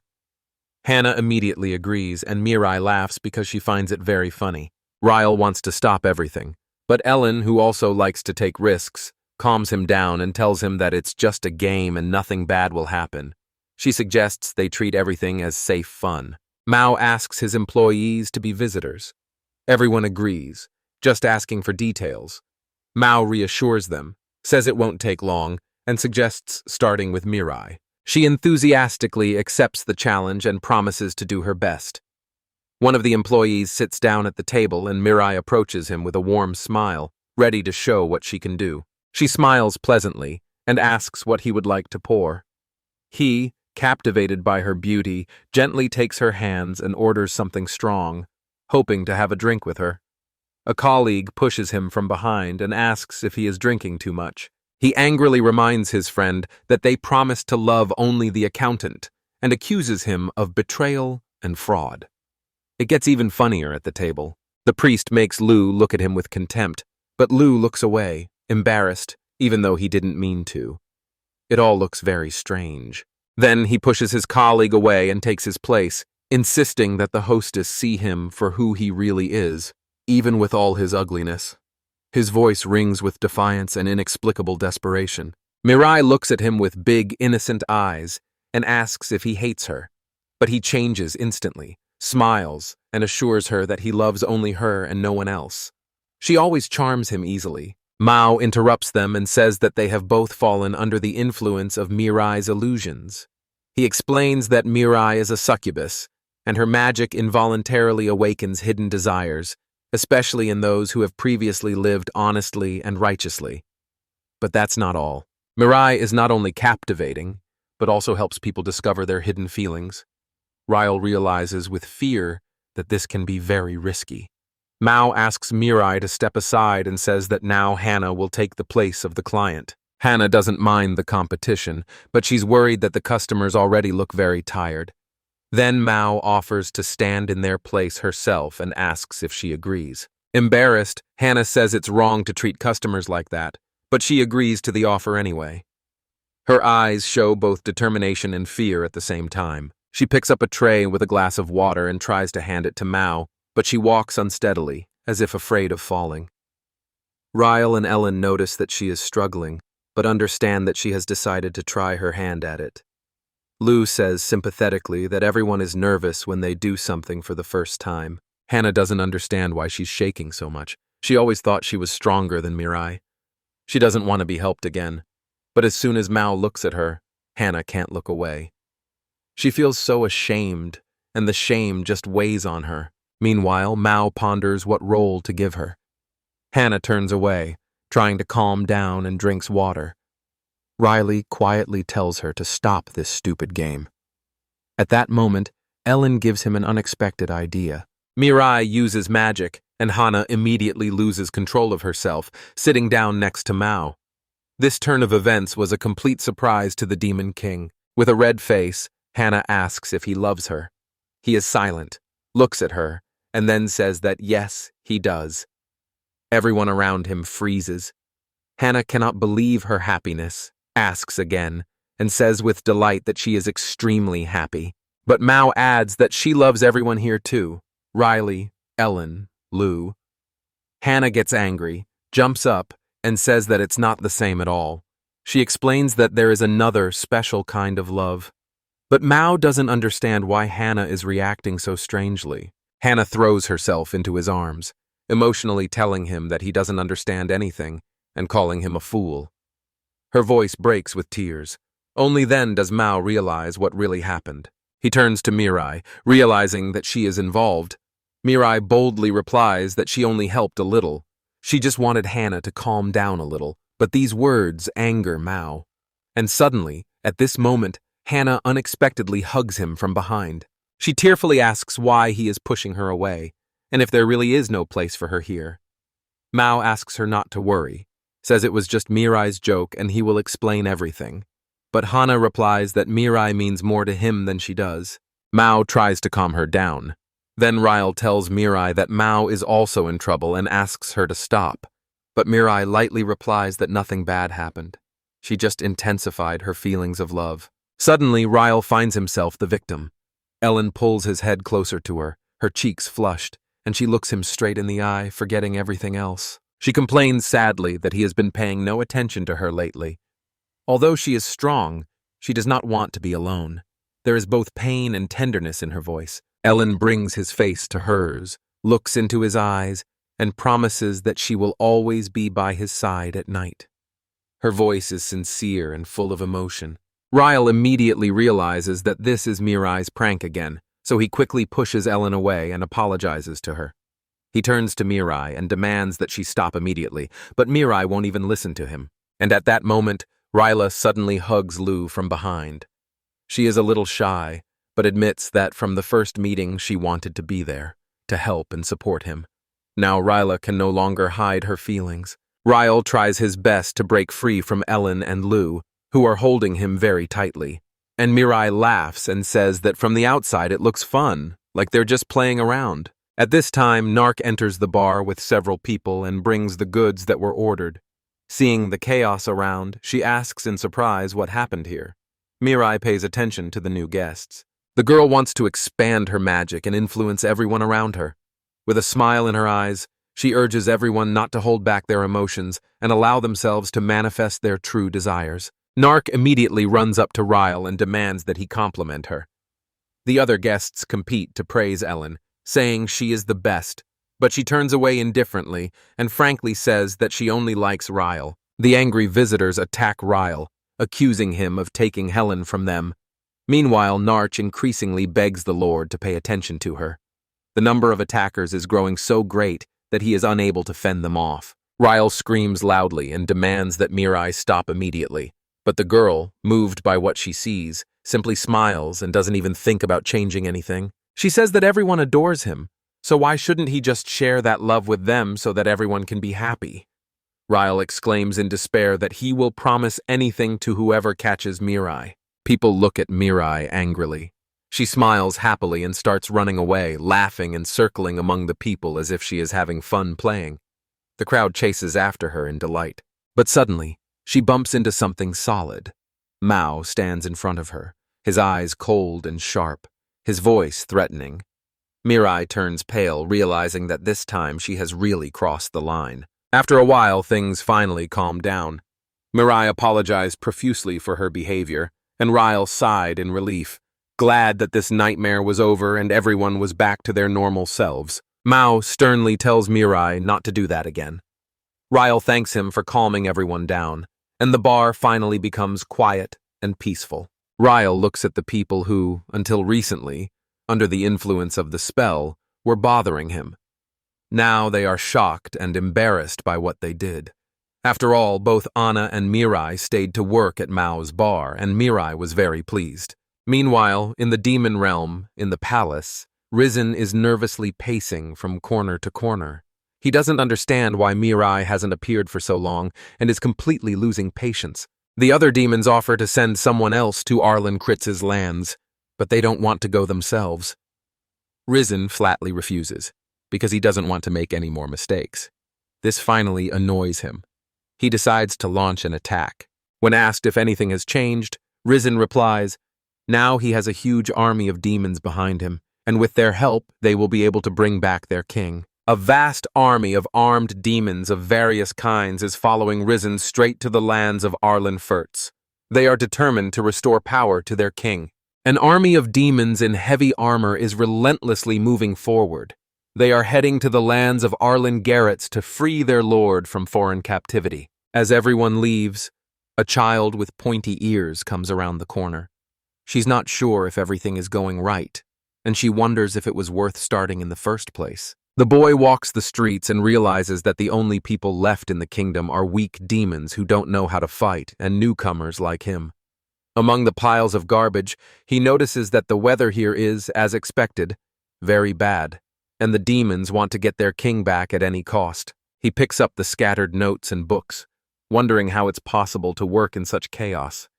He neatly folds the papers into even piles, putting everything in order. In the notes, he finds a message signed by the Demon King himself. It says that the king has been planning to leave for a long time and hopes that his subordinates will understand. He admits that he needs time to think things over and get some rest. Meanwhile, in a vast forest overgrown with wild trees, Mao is walking alone. Suddenly, he hears something rustling in the bushes. He calmly looks around and calls the beast out, saying that it should not be afraid. Suddenly, an angry wolf appears in front of him and starts growling. Mao says that he doesn't want to hurt him, so there's no need to be afraid. He reaches out and slowly approaches. The wolf stops growling, raises its head, and sniffs his hand. A few seconds later, the wolf gently licks Mao's hand. He smiles and jokes that even in the demon world there are wolves, and he wonders how they survive there. Mao strokes the beast like a big puppy and realizes if Mirai was sent to him all the way from the demon kingdom, then this has been going on for a very long time. Meanwhile, Ryle walks into the bar and notices that Mao is not here today. He thinks that maybe Mao is up to something special today. Anna, clearing the tables, tells him that Mao was going to take a walk in the big wild forest. Ryle realizes that this is why she is sad today. He notices that without Mao, the bar has become too quiet and peaceful, even sad. He also realizes that the forest is not the best place for a walk. Mirai approaches Anna and says that she seems lonely without Mao. She suggests creating an illusion so that Anna can see Mao again and cheer herself up a bit. Hannah blushed and said she wasn't a wife waiting for her husband back from the war, and that she was fine. But Mirai didn't back down with her questions. Ryle, watching them, thought that despite everything, they were somehow very well suited to each other. One of the bar staff approached Ryle and asked him to make something because he had just brought a basket of groceries. Ryle happily agreed, set the basket on the counter, and thanked her. After that, Hannah curiously asked what he planned to cook. He said that he was cooking for Julius today because he hardly leaves the house, and a delicious hot home-cooked meal would cheer him up. Ryle said he likes it because he not only treats Julius, but also listens to a lot of interesting stories during dinner. Then he suggested that Hannah go with him, because he was sure that Julius would be very happy if she came. Ryle turned to the cooks and said they could take a short lunch break. The cooks thanked him, but declined. saying it was too early. Then Ryle asked Hannah to go with him again, and this time she agreed. When they reached Julius's house, hot soup and pie were placed on the table. Hannah began to eat with enthusiasm. She liked it very much, and Ryle also praised the dishes. He asked Julius if he liked it, and he agreed. Everything was very tasty. Ryle sternly warned Hannah to eat more slowly, or she might choke. The girl angrily replied that she already knew that. Julius noticed Hannah smiling happily as she munched on her rice, and thought it was the first time he had seen her so joyful at the table. Hannah quickly swallowed a piece of food, blushed, and asked him not to say strange things. Julius laughed, and she sternly told him to stop.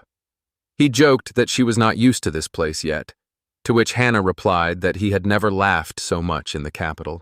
Hannah said they had never had a meal so calmly as they had today. Julius agreed, adding that he had always been busy with work. Now he worked too, but it was much easier. Ryle realized that before they had both lived only for work. He said that very different people live here, and every day there will be even more of them. Ryle hopes they can all get to know each other better, learn to appreciate communication, and find value in friendship and shared stories. He emphasized that he wanted to create a place here where there would be no differences between people because of race or war. His words sounded confident and sincere, so Julius and Hannah fully supported him.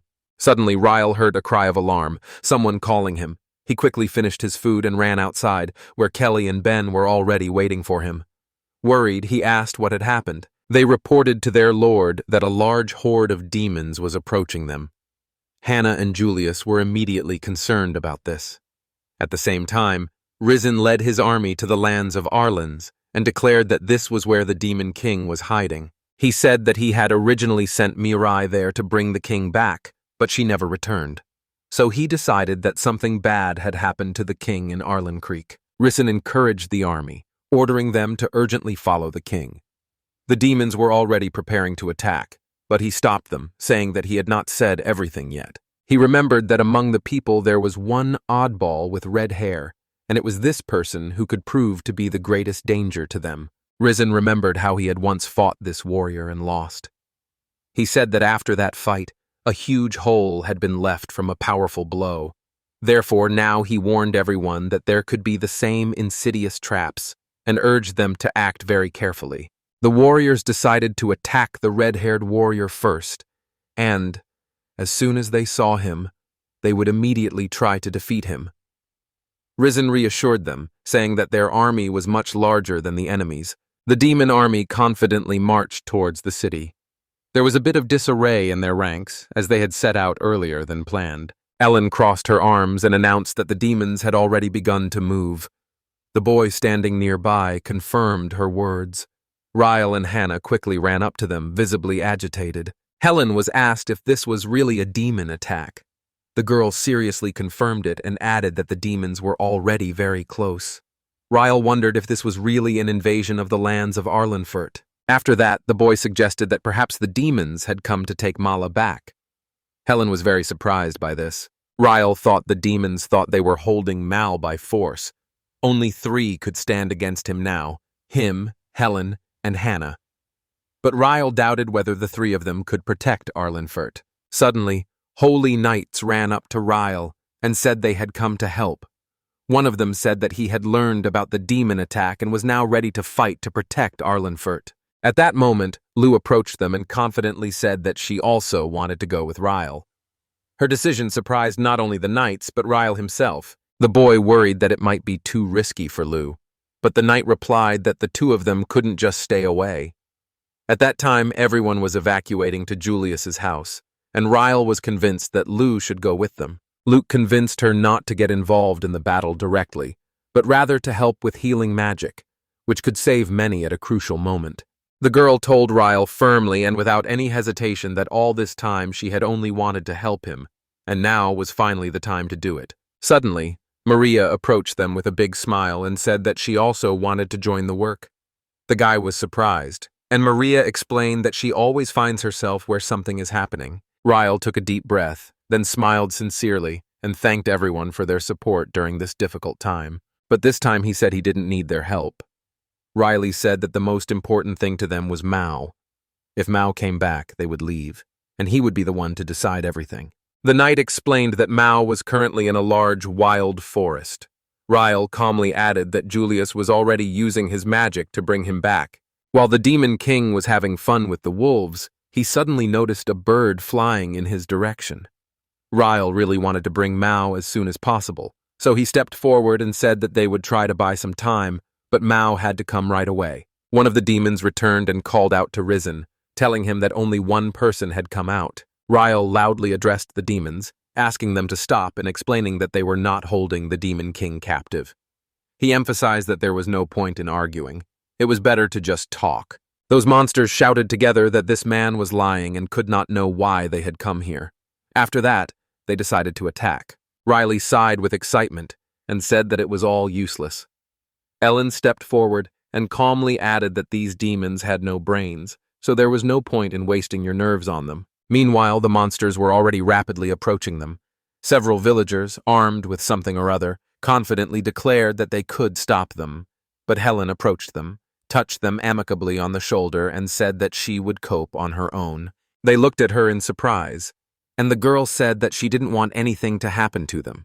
She added that they could safely trust her strength. Taking out the sword, Helen said with a confident smile that she would handle it herself, and asked the others only to believe in her. They were impressed by her confidence and agreed. Ryle was still nervous, but Helen, without even looking back, assured him that she understood his feelings and that she was not going to cross the line. She admitted that they only had 3 warriors, but confidently said that she had many friends who were always ready to help. Ryle smiled and nodded, agreeing with her words. The demons, seeing Helen, shouted that the redhead had come and something had to be done. She took out her sword and warned them not to move. The demons, ignoring the warnings, moved forward, hoping to defeat her with their numbers. One of them shouted to the Demon King to show his loyalty. Just then, the allies joined the battle, whom Helen had asked to wait a little. Anna, holding Mao's sword tightly in her hands, enthusiastically rushed at the enemies, while the knights encouraged her, promising to heal any wounds. Suddenly, the demons stopped when they saw a small statue of Mao. They were moved to ask him to come with them, thinking they had finally found their king. But in reality, they were bowing down to an ordinary pile of dung. The chief demon was confused because he thought that only the girl with red hair could threaten him. He could not understand what had happened to his army until several of his servants fell right before his eyes. Helen stepped forward, asked with a sly smile if she was the one he was waiting for. She confidently said that even if the army was 10 times larger, it wouldn't change anything. Risen tensed to the limit. The rest of the demons rushed towards him, screaming in fear that he had not warned them of such a terrible force. They did not understand what to do next until someone addressed Risen in a serious and authoritative voice. Mao calmly and confidently approached from behind. His friends were delighted to see him, and the demons ran to their king with joyful cries. A small bird perched on Rylu's shoulder, and he said with a smile that Mao was a little late. Mao passed by Ryle and informed him that the lords need not worry anymore, as he would take care of everything himself. Ryle looked after him anxiously, but there was nothing he could do but watch his friend. Risen ran up to Mao and said that he looked great, as always. The demons asked if Mao had killed all his enemies himself, and then added that they had come to support him. Risen suggested that they return to the demon lands together. He proudly said that they had fought bravely for Mao and defeated the enemies, so now this land belonged to the demons. Risen waited for praise, smiled and looked more and more threatening, but Mao ordered him to listen to him carefully. He said coldly and sharply that he would not go with them. His face showed obvious irritation. Raisin, confused, asked why he was refusing. He was told that there was a crisis in the demon world and Mao had to return. But Mao replied that their attitude towards him had never changed. Even though he had become king, they still relied on him and didn't want to work on their own. They were used to him doing everything for them, and he thought that if he left, they would finally understand how important he was. If he came back now, everything would be the same as before. Mao turned away and said seriously that he would no longer be their support because he was their king, not a nanny who had to be responsible for everything. Hearing this, Mao suddenly turned and abruptly walked away, announcing that the conversation was over. Risen was confused and shouted, wondering if Mao could really abandon them so easily. At this moment, Mao stopped. His face turned pale, and his eyes dropped. His friends looked at him with excitement, not understanding what decision he would make now and whether this moment would change everything for them. Suddenly, Ryle remembered Mao saying that this was a beautiful place. Mao apologized and explained that he could not remain here as a lord. After these words, Ryle became worried. Mao added that those who were waiting for him were now behind his back. Then Ryle quickly turned to the demons and said that they could stay here, and their lands would become one. That way, Mao could be both king and lord at the same time, and they would all become true friends. Mao looked at Ryle in surprise, but Ryle quickly apologized and said that he could not make him choose between his friends and his people. Ryle confidently said that everyone had gathered because of him, because they needed him. This surprised Mao greatly, but Ryle added that they were not fighting just for crowns or new lands, but for the king, whom everyone wanted back. He stepped forward and said that he was Lord Arlen, so he was sure that a solution could only be found if they spoke honestly and openly. Suddenly, Risen declared that it was all Ryle's fault. He explained that while the Demon King was with his people, everything was peaceful and no one complained about anything. And then he asked directly how Ryle had managed to get Mao around his finger. Ryle looked at them calmly and asked if it wasn't so that they were just blaming all their problems on Mao because he was their king. But Risen insisted that Mao had always worked honestly for them, so he demanded that Ryle not touch the king and let him return to the demons in peace. Ryle said that Mao did work hard, but that didn't mean he never got tired. He just wanted to do the best for everyone. But people started taking advantage of his kindness. Once Mao felt appreciated here, he didn't want to go back. The demons began to talk among themselves. Many of them admitted that they had only done part of the work and left the rest to Mao. A sense of guilt arose in their hearts for being irresponsible. Ryle noted with a slight smile that this was exactly what they were all working together for, to prevent this from happening again. After all, this was their land, and every lord had a duty to help. He confidently said that there was nothing more unstable than an organization that relied on just one person. Risen thought about those words, remembering their recent battle. Ryle smiled confidently and said that there was still a chance to change everything if they worked together. The demons thought for a moment, and Risen looked at him carefully and suddenly asked if this was even real. He said that, no matter what, they were enemies, but there was an agreement between them not to attack each other. But did that apply to their work? Ryle smiled broadly and replied, "We should at least try." The demons, one by one, declared that they were ready to take action. Then Ryle turned to Mao and asked him what he thought about this. Ryle then suggested that Mao teach the demons how to work here. Mao said he liked the idea, but soon there would be gossip that would reach even the king, and that might cause difficulties. However, he was confident that they could work it out. Ryle asked if Mao could work 2 jobs at once, because then everything would be back to normal. Mao looked at him in disbelief and asked if it was really that big of a problem if they worked together. Ryle confidently declared that it would be a new land. Mao looked at him in surprise, clearly not understanding what he was talking about. Riley added that if Mao doesn't want to do a certain job, he will be assigned a task that better suits his skills. Mao turned away and agreed. He hesitated whether he should turn back so as not to bother Ryle any further. But in the end, Mao walked straight to Risen.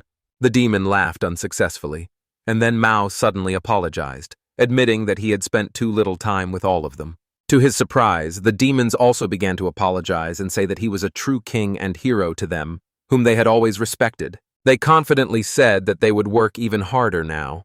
This impressed Mao greatly, and Ryle was pleased to emphasize that everyone was full of enthusiasm, which was simply wonderful. Tears welled up in Mao's eyes, and he covered them with his hands. Touched, the Demon King realized that he truly had loyal and kind subjects. Mao loudly told Ryle that he was just an ordinary bartender and didn't know how to teach demons what they were asking of him, so he didn't know how to teach them. At that moment, the bird intervened and said that now it was her turn. Julius asked the demons to tell him what Mao had done before, as well as what they had done themselves. This would allow him to match each of them with a job that would be best suited to them. Ryle turned to Mao and asked if he could take on the case, as they needed his personal help. Ryzen interrupted the conversation and said that he liked everything and needed to act right away. Ryle smiled awkwardly, and added that the demons had already agreed, so he wondered what decision Mao would make. Mao smiled and said that in any situation he asked for permission to change and apologize. His words sounded like a promise to start everything from scratch. Ryle breathed a sigh of relief and smiled, and everyone around him supported him. Suddenly, the demon jokingly suggested finally eating rice, and everyone happily agreed that it was time for a good dinner. Mao suddenly reminded them that tomorrow they would have to go through a difficult test. The demons all confirmed this together, and Ryle, satisfied with this reaction, returned to Julius. He asked why the advisor had taken on such a difficult task this time.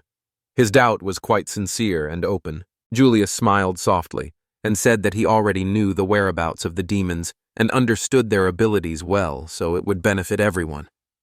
Ryle nodded, slightly confused, and agreed. Suddenly, Julius asked if it wasn't worth making this place a place where different races could communicate.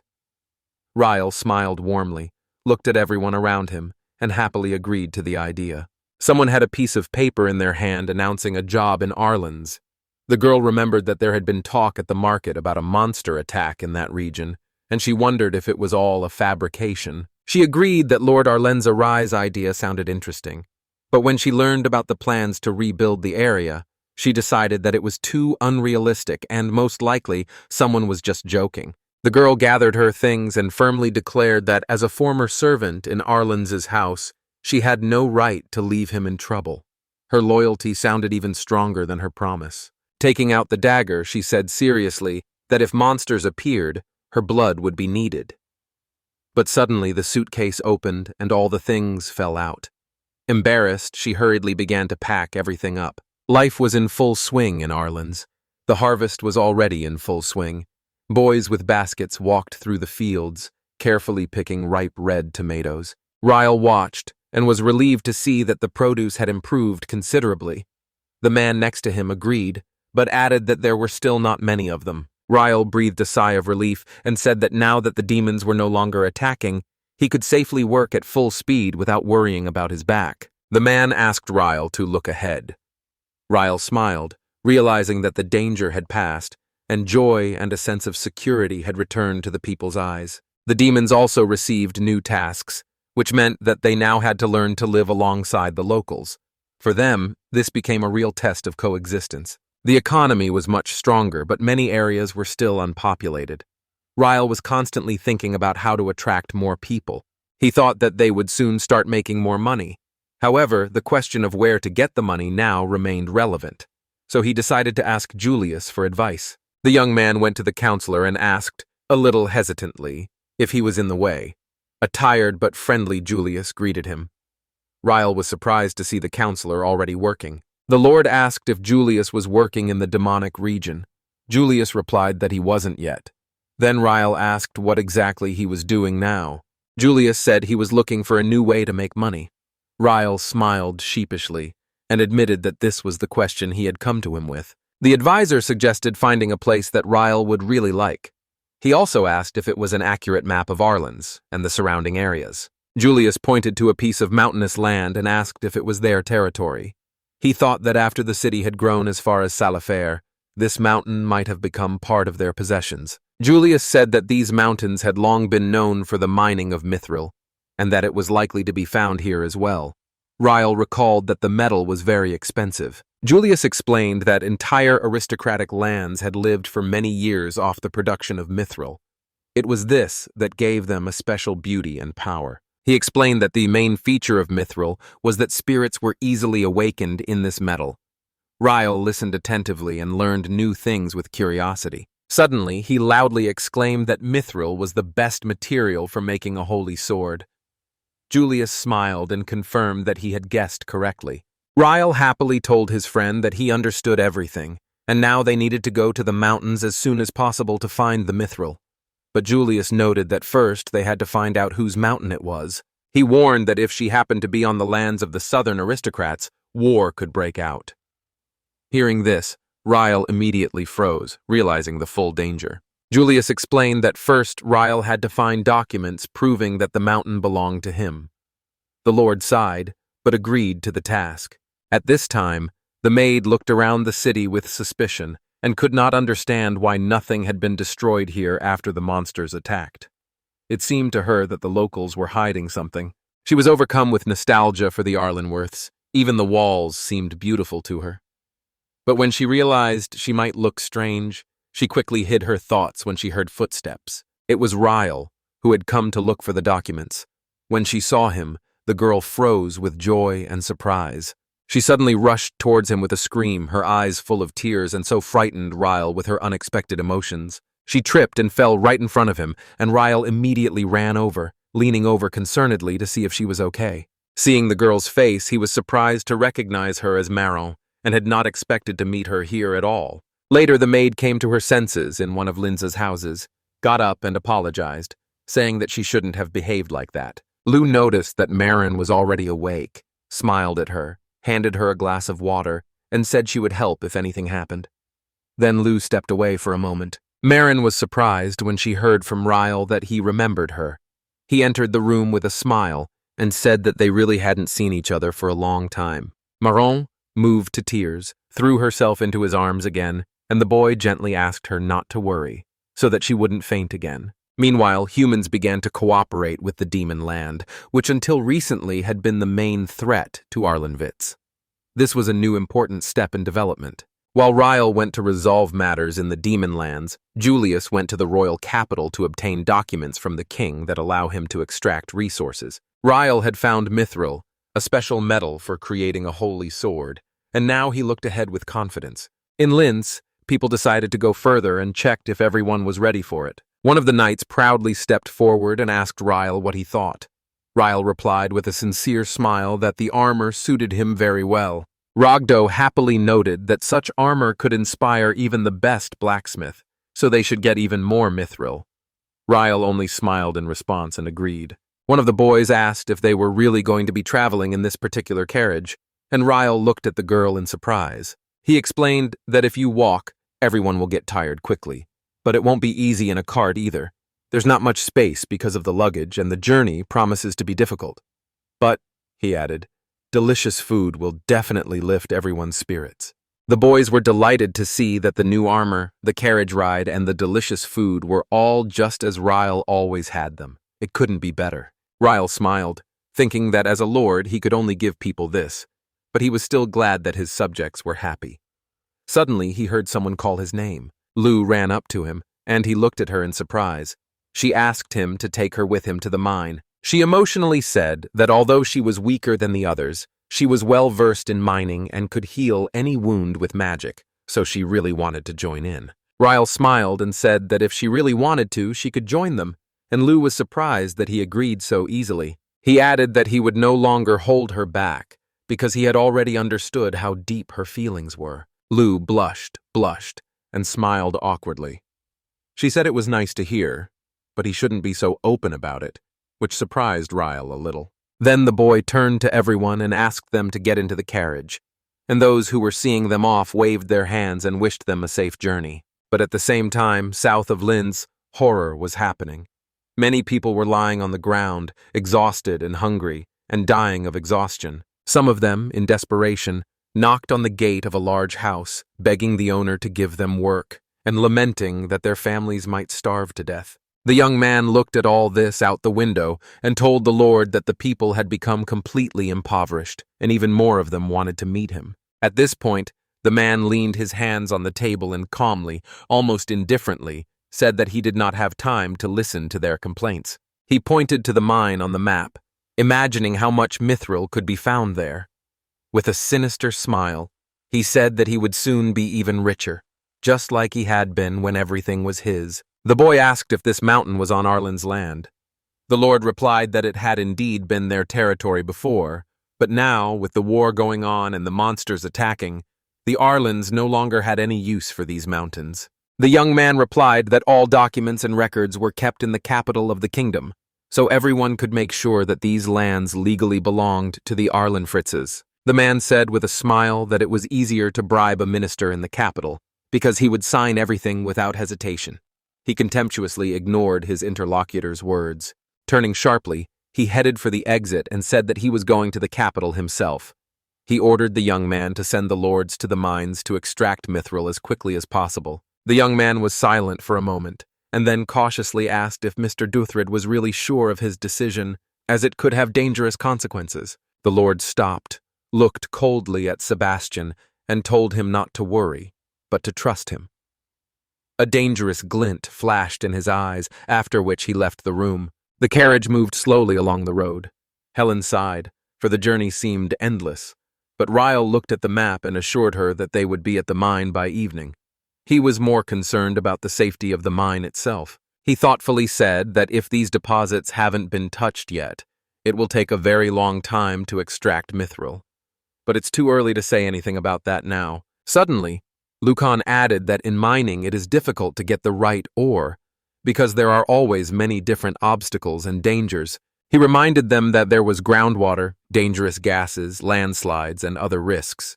Hearing this, Ryle became more serious and admitted that he was beginning to doubt whether he would be able to mine Mithril himself. Helen smiled sincerely and reassured everyone, saying that there was no need to worry because they had one special thing that would help them cope with everything. She held up a small tool and said it was a pickaxe with magical powers.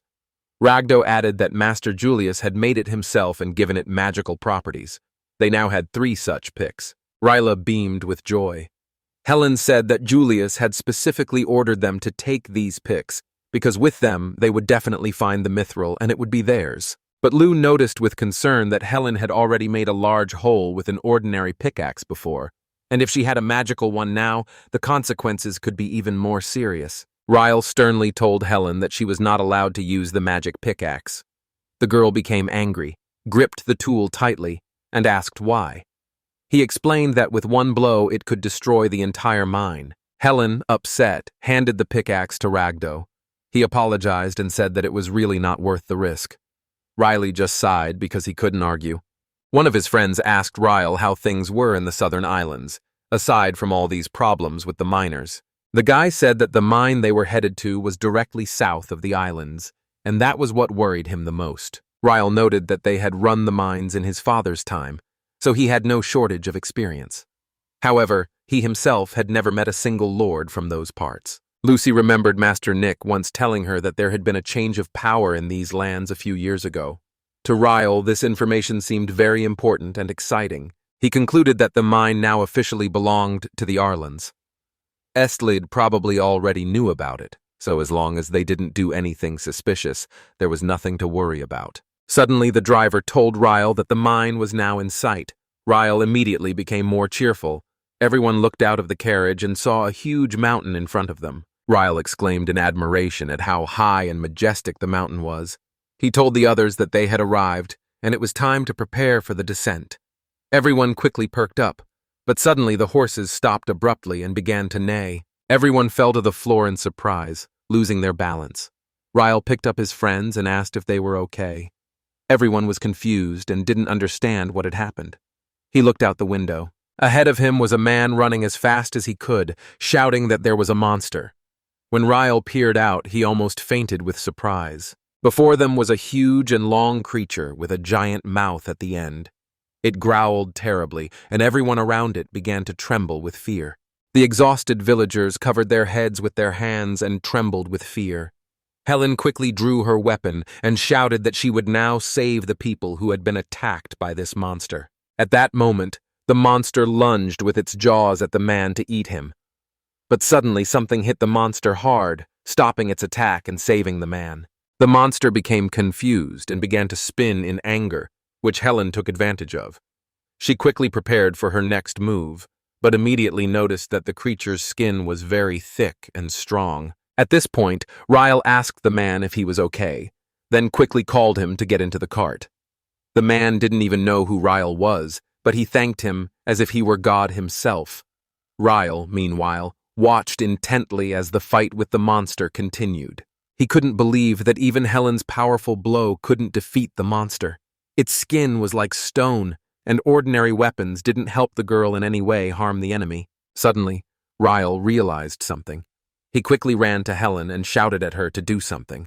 The girl looked at him with a sly smile and asked if he was really sure about it. Helen swung her magic axe hard and pierced the monster's head.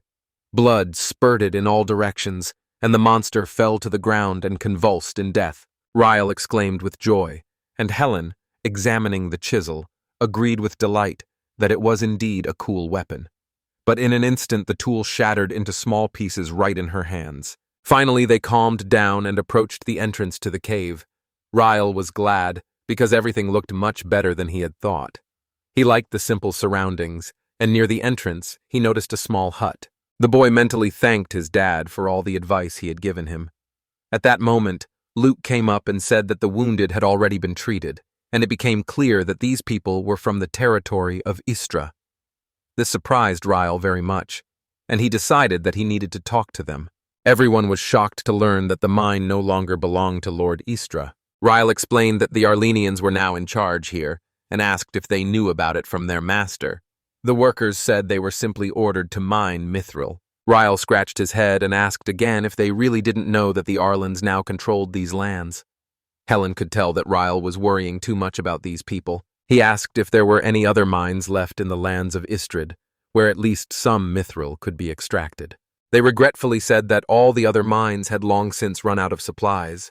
That's why there are so many people out of work in this region now, because everyone came here for this metal. Helen said coldly that they wanted to attack other countries, even though they themselves were already running out of resources.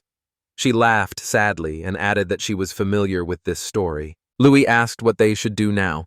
Helen said that even if they didn't suspect anything, they would still have to answer for what they had done. One of the workers loudly said that he was ready to take all the blame on himself so that Ryle would let the others go. But upon hearing this, the other workers attacked their boss, assuring him that they would never let him go. Ryle calmly asked if they had really been working in the mine all this time. The man was surprised, but confirmed that it was true.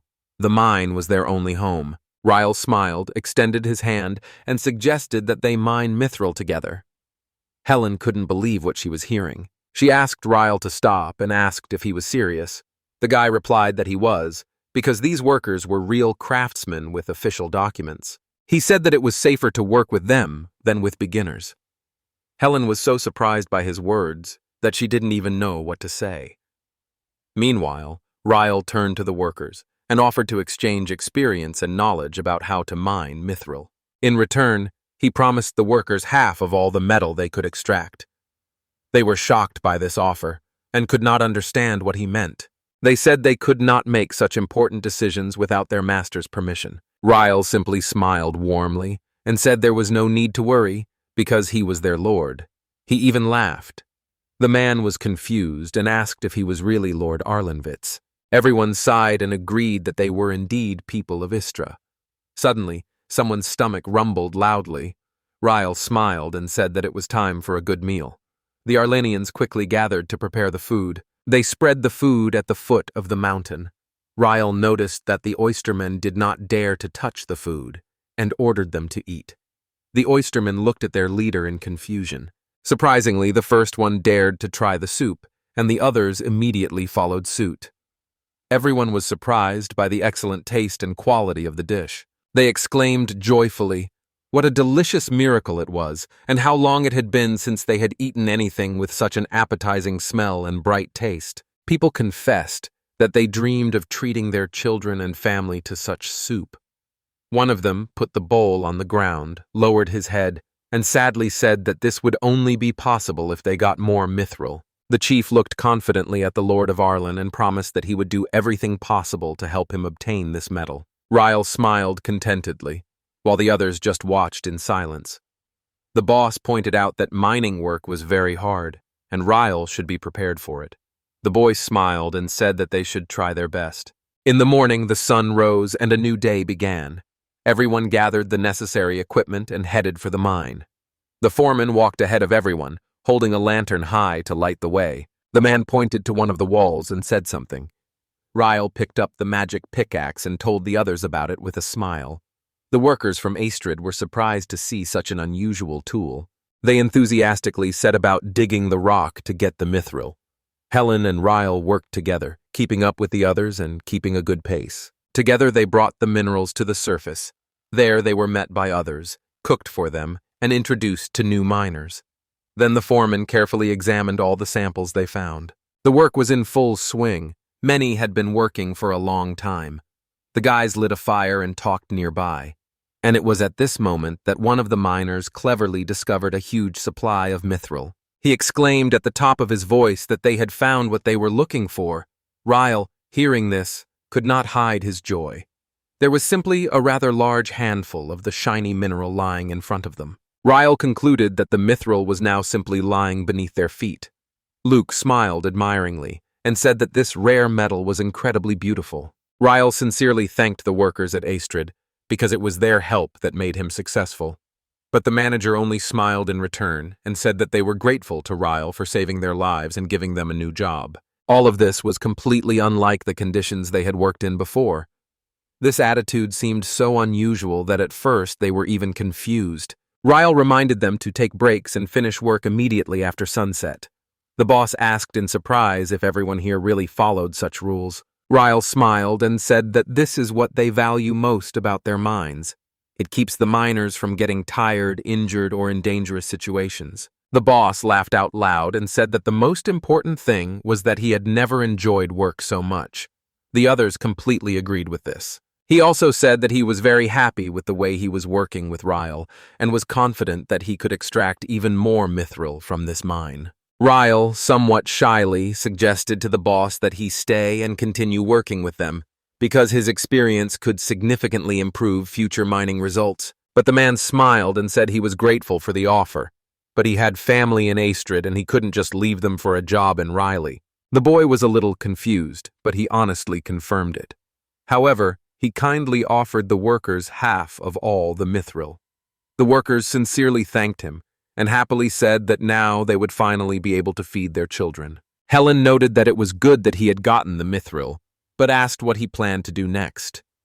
She noted that it was clear that Lord Astred would not leave them like this and would send more men. Ryle agreed and said he wanted to resolve this amicably as soon as possible. He thought it would be better to discuss everything and come to an agreement. He looked at the satisfied workers who were waiting to go home. He called them over and said he could take them back to the Istredu estate in a carriage if they wanted. Helen was surprised and asked what he meant.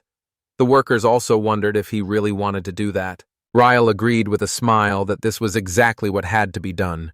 They would go straight to Astred's lands, and it would help him improve his reputation. Meanwhile, an important meeting was taking place in the royal city. The man bowed deeply and told the Edo minister that they had not met for a long time. The minister tilted his head skeptically and asked why Astred was here, since it was clear that Edo was currently busy with important state matters. The man, with a sly smile, said that he had run to the minister with a very small request. He confessed that he really wanted Edo to erase from the royal accounts all records of the deal with the mines that had been sold to Arlens. The minister was surprised when he heard the name. Then he stood up and said that these were the very lands where, according to rumors, the demon lord had recently appeared. He had already sent a hero there, but there had been no news from him yet. The minister only sighed and added that it was not so important now. He asked again if Astred really intended to erase all the records and reclaim the mine. The man bowed again and noted that Minister Edo was very insightful. He replied with a smile that he had never thought that Astred would ask him such a question. He recalled that Astred's estate, which had once been considered the best in the kingdom, had changed greatly and had developed over a long period of time. Looking at Astred, who stood with his head down, Minister Edo said that this was indeed a sad sight. Then he stood up, apologized, and reminded him of an important detail of the request. After that, the man handed the minister a valuable item. The minister was pleased to note that the quality of this mithril was indeed very high. Astred said that it was thanks to these jewels that their family became famous, but now they have no mithril left, so he sincerely asks the minister to help return the mine. Minister Edo agreed and emphasized that he is a man of principles, so he is ready to help in this matter. Astred smiled slyly. Happy that the mine was now in his hands, he was determined to defend his lands and would do whatever it took. Ryle thought how great it would be if the negotiations were successful, but Helen admitted with anxiety that she was not sure if everything would go well. She was worried about the circumstances being too unpredictable. It was quiet in Arlenka until suddenly someone called Nacha's name. The girl turned around in surprise and stared intently, trying to recognize the familiar voice. A boy approached her with a joyful smile, immediately recognizing her. He jokingly said that it had been a long time since they had last seen each other. Nakichi, noticing Seth, smiled too and agreed that it had indeed been a long time. She asked how their mentor was doing.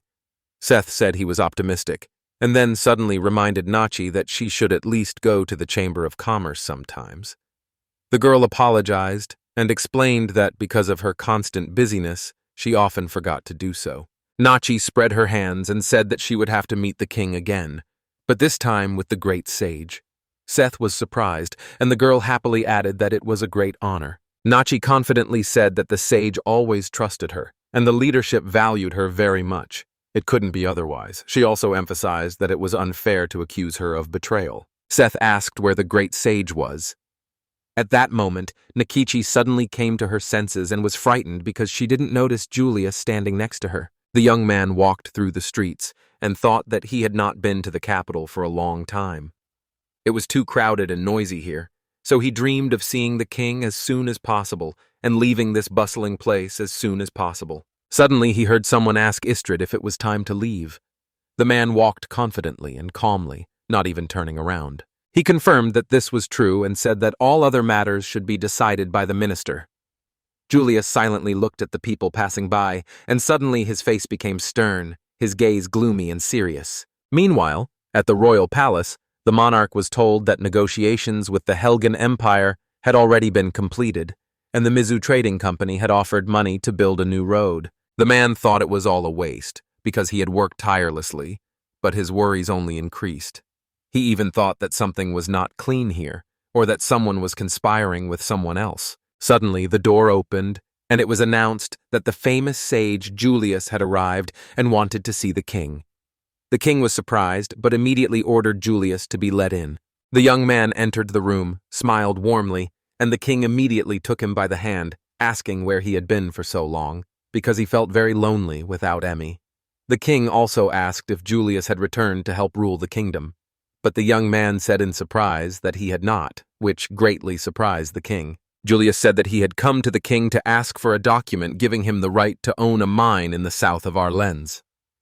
The king had not expected such a request and was a little confused. After a moment's thought, he remembered that something like this had already happened.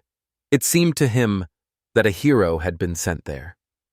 Julius smiled and added that this hero was now living peacefully, like an ordinary person in Arlenkotitz. Julius said that he needed to check the records of interterritorial agreements right away. The king was surprised, but agreed and suggested that they go to the archives right away. Julius sincerely thanked him for his help. At this time, Minister Edo was hiding in the vault. He was smiling slyly because he thought he had found exactly those documents about the mining agreements between Arlenvitz and Astred, and was thinking about how to get rid of them as quickly as possible. Suddenly, someone called him and asked what he was doing here. The man was frightened because the king himself was standing before him, and in confusion he asked why the monarch had appeared here. Julius stepped forward and admitted that it was he who had approached the king because he wanted to check some documents. He smiled and told Edo that he looked great. The minister was surprised because he was sure that Julius had left the capital long ago. But the boy came closer and said that these were the records he wanted to see. Julius looked coldly at the minister and said that he had just heard the name Istra. With a clear threat in his voice, he asked if the minister had made an agreement with him to seize the mine on Arlens's land. Edo turned pale, confused, and thought that Julius already knew about their intentions. The king turned sharply to the minister and sternly asked if he was hiding anything. The minister, almost trembling, quickly assured him that everything was under control, trying to remain calm and convincing himself that he had not done anything wrong yet. Gathering his thoughts, he forced himself to smile and said that he was simply tidying up his notes, and assured me that he had done nothing wrong. But Julius said categorically, "When it comes to deals with this mine, he will not even allow the thought of any interference in this territory." He said he would not let the minister go if he even thought of speaking out against him. There was no hesitation in his voice, but a dangerous certainty in his eyes. Julius added that he planned to expose Edo and all his tricks, and would use all his authority and influence to do so. The minister couldn't stand it and fell to his knees, sincerely apologizing and assuring him that it was just a sudden weakness, and that Astred herself had suggested the idea to him. Julius said with a faint smile that he liked Edo's sincerity. Then, in a calm but confident tone, he asked him to tell more about the situation. The carriage in which Ryle and his friends were riding moved slowly along the road. One of the servants timidly asked if Ryle was really going to meet their master. Ryle smiled and assured everyone that it was okay. They were just chatting. But Helen looked at him and said that, unfortunately, he wasn't the one making the decisions here. The worker bowed his head nervously and quietly said that there was one thing to understand. Their master was not at all like Ryle. He explained that the people had been suffering for a long time, and the ruler did not even try to help them or listen to his subjects. Now he had cunningly sent people to work in mines in foreign lands, although before other rulers had given everyone work and a decent salary. Ryle was a little confused and admitted that he had heard a lot about this ruler. He even wondered if there really were such rulers who were indifferent to their people. Lou said with an indifferent face that there were many such rulers. It was just that Ryle was a rare exception. She reminded him that she didn't control everything herself, and even the high priests didn't grant her wishes. Ryle agreed with a smile that she was right to notice that. Helen agreed, and added that the guild was also cutting salaries, and if someone got injured or got sick, there was no hope of compensation. They wouldn't pay anything. Rogdo exclaimed that he himself had once had a very difficult time before he came to Arlen's. He told Ryle that the priests had basely betrayed them all. Suddenly, someone asked everyone to stop and admitted that he had also been through a lot of bad things. After that, others began to talk about their difficulties. Soon it had become a fight, each trying to prove who had the most. Ryle admitted to himself that he couldn't remember how long it had been going on, but now it felt like a competition to see who had suffered the most. But there was something good about it. Even that kind of sympathy was important. He sighed heavily and wondered if Astred was really that bad a person. Eventually, they drove into the town of Astred, where the streets were quiet and empty. The day was sunny and clear. Ryle noticed that it was strangely quiet, and there was no one around. One of the men said that there was no work or money here, so everyone had left. At that moment, a little girl peeked out from around the corner. When she saw the man, she was delighted and cried out happily. She ran to him with joy and hugged him. The man laughed, hugged her even tighter, and told her he was back, then asked if they were happy to see him. Several more children followed her out, and they ran happily to the man. He picked up several of the little ones and showed them the piece of mithril he had brought with him. The workers finally met their families, and these were moments of true happiness. Some hugged their loved ones tightly. Others rejoiced at the return to their children and wives. Even Ryle's companions were touched by this picture. Ryle thought that even if they didn't have a job or money, the most important thing was that they had family and loved ones nearby. One of the men turned to Ryle and said he would take him to the owner. Ryle smiled and agreed. Meanwhile, Sebastian sat in his office, studying the chessboard, lost in thought. A soldier in armor came to him and said that the miners who had been sent to retrieve the mithril had returned. He also said that Lord Arlen's himself had arrived and wanted to speak to Mr. Astred. Sebastian was truly surprised by this news. He decided that they must be referring to the mines, although he had not thought that their actions would become so noticeable so quickly.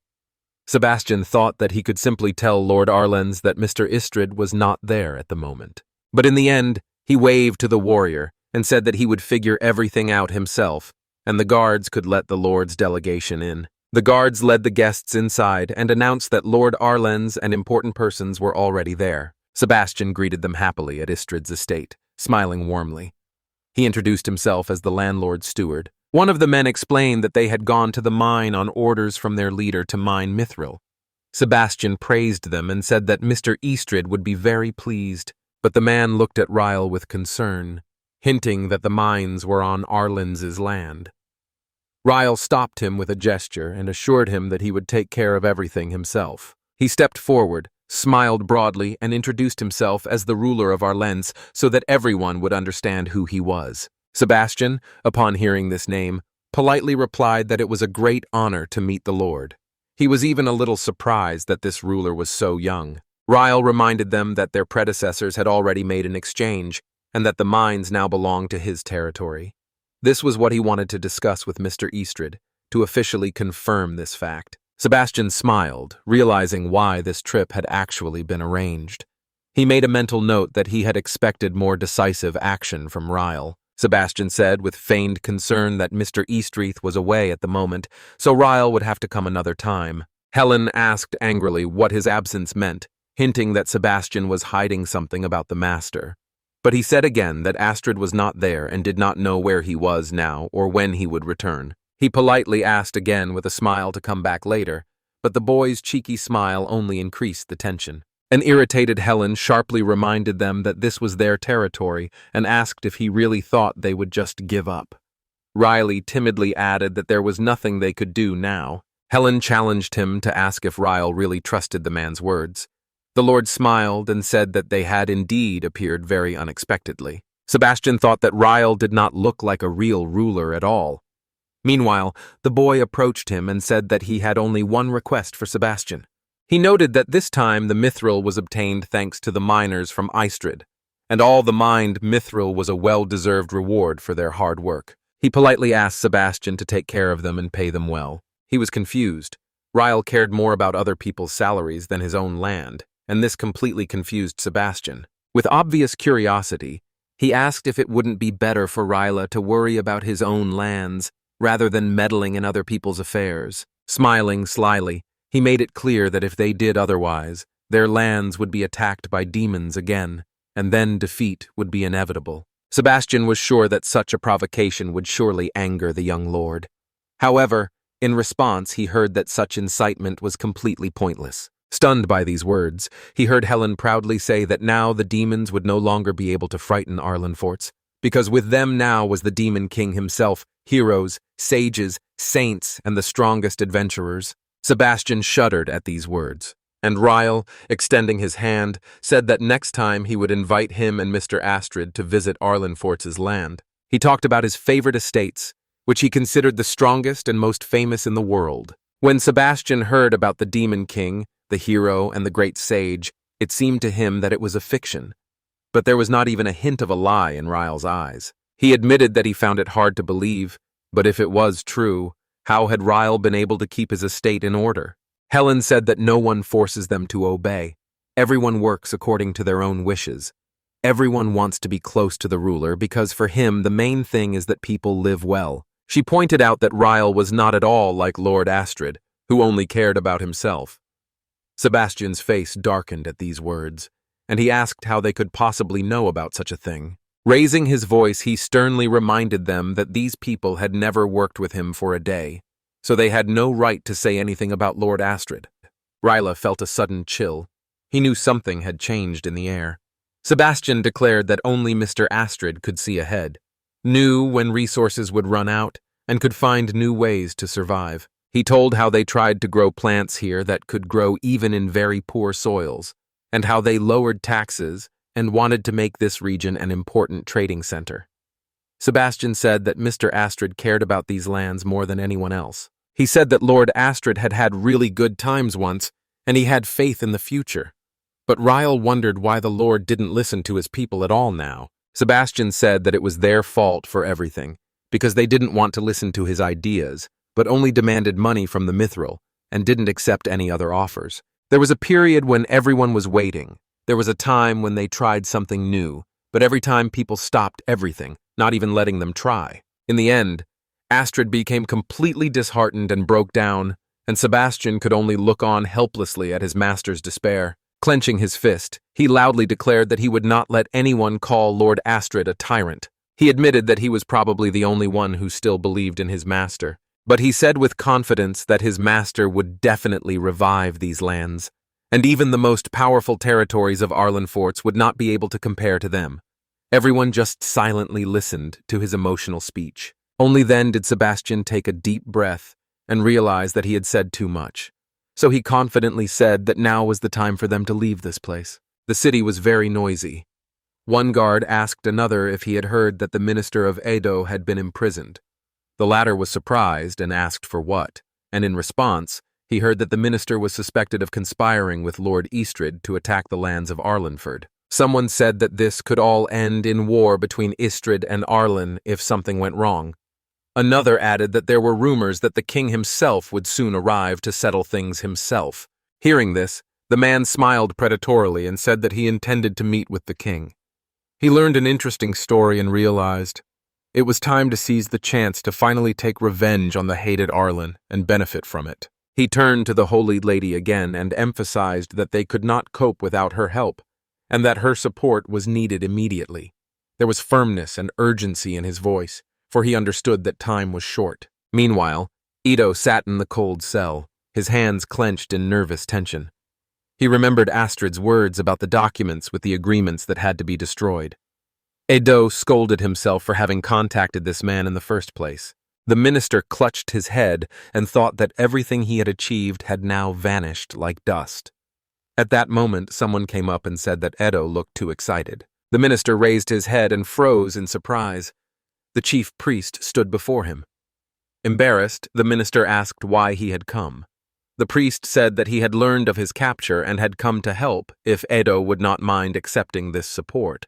But the priest immediately warned that it was very risky, and a fair price was required for it. He transparently hinted that he could take the mithril that Astred had once given him as a gift. It was a unique and very rare steel. Then the priest's friend intervened and said that she was the one who wanted to receive this mithril. Edo asked who she was. The priest introduced her as their new holy lady, and his voice sounded with respect and confidence. Suddenly, Edo fell to the floor in shock. Even more surprising for him was the fact that the door of the chamber opened by itself. The priest announced that they agreed to the condition with the mithril and could move on. Edo began to beg to explain how they got here, because there were guards everywhere around. But the priest and the mysterious girl didn't even look back. They walked confidently forward, calmly passing the unconscious guards as if they were simply walking along a familiar path. The priest reassured Edo, saying that they would need to intervene. He explained that there was already a feud between Astred and Arlen, and now all it would take was a little push to ignite the conflict even more. Meanwhile, the lands of Astred were quiet and peaceful. Sebastian sat silently at the table, his thoughts going back to the past, remembering his master, Mr. Astred. He immediately remembered those years of his youth, when the young and ambitious Astred pointed to him and said that from now on Sebastian would be his steward. Sebastian bowed politely and introduced himself, promising to serve the Astred family honestly. But the boy just smiled, brushed aside all ceremony, and said he wanted to communicate simply, as with an equal. Astred asked Sebastian what he liked most, what he couldn't stand, and what he wanted most. Her eyes shone with genuine interest. He calmly replied that he didn't want anything in particular. Astred got irritated and said that this was a very weak and pathetic answer. Then he suggested that Sebastian play chess with him right now, or sit aside. He insisted that Sebastian sit down at the chessboard, even though Sebastian didn't quite understand what was happening. Astred asked if Sebastian had played chess. He said he only knew the basic rules. Lord noted that many people believe that chess is where a person shows their true nature. But, contrary to Astred's expectations, Sebastian checked him within a few minutes. The astonished lord stood up and asked how this could have happened. Then he wondered suspiciously if Sebastian was one of those who only pretended to be a novice, but had actually been training for a long time. Astred said that she disliked such people the most. Sebastian thought that he considered him a weakling. The lord himself was confused in what he was saying and angrily asked not to turn his own words against him. Sebastian calmly said that Astred was simply afraid of losing her pieces, and you can only win when you are able to sacrifice even the most valuable ones. Astred turned away, acknowledging that he understood this, and confessed that he did not like the very idea of sacrifice. Even if it were the only way to win, he could not bring himself to do so. Sebastian looked at his master in surprise. The guy said that in such a situation he would advise Astred not to play chess anymore, because the game did not suit him. His words sounded like a real sentence. Astred was surprised by what she heard and told Sebastian not to brag, because it was just a chance victory, and next time he would win. Sebastian apologized with a smile, but assured her that this would not happen. Angry, Astred shouted for Sebastian to stop telling him impossible again. But Sebastian only smiled, thinking that no matter how hard Astred tried, he still wouldn't be able to beat him. Suddenly, Astred entered the room with a joyful smile, full of energy. He cheerfully told Sebastian that he was back. Hearing this, Sebastian immediately stood up. He bowed in respect, and the gentleman replied that everything was under control now, as the initiative had returned to them. Sebastian said sincerely that he was glad to hear that. Astred said that the miners they had sent to the mines had returned safe and sound. Lord Astred was delighted and immediately promised to check what they had managed to get. Sebastian hesitated for a long time, but finally gathered his courage and spoke to Astred about the reward for the miners. The boy looked at his master with excitement, waiting for his answer. The man smiled and said that there was no need to do this because it was perfectly normal for people to care for the land that fed and protected them. Sebastian looked at Astred anxiously, then cautiously said that Lord Arlenza had visited him while he was away. Astred was very surprised and immediately began asking for details. Sebastian explained that they had claimed the mine, and he had no idea how to handle the situation. Astred, throwing on his cloak, coldly said that this time they would go to the Arlens themselves, and ordered the horses to be prepared. Sebastian stopped him and warned him that Lord Ryle Arlens was an extremely dangerous enemy, and it was impossible to predict his actions, so he asked the Lord to be very careful. Astred just smiled a little, turned around and told Sebastian not to worry, because he would take care of all the problems, and then confidently left. So far, Arleng had been quiet and peaceful. But suddenly a boy in the street saw something and called out loudly.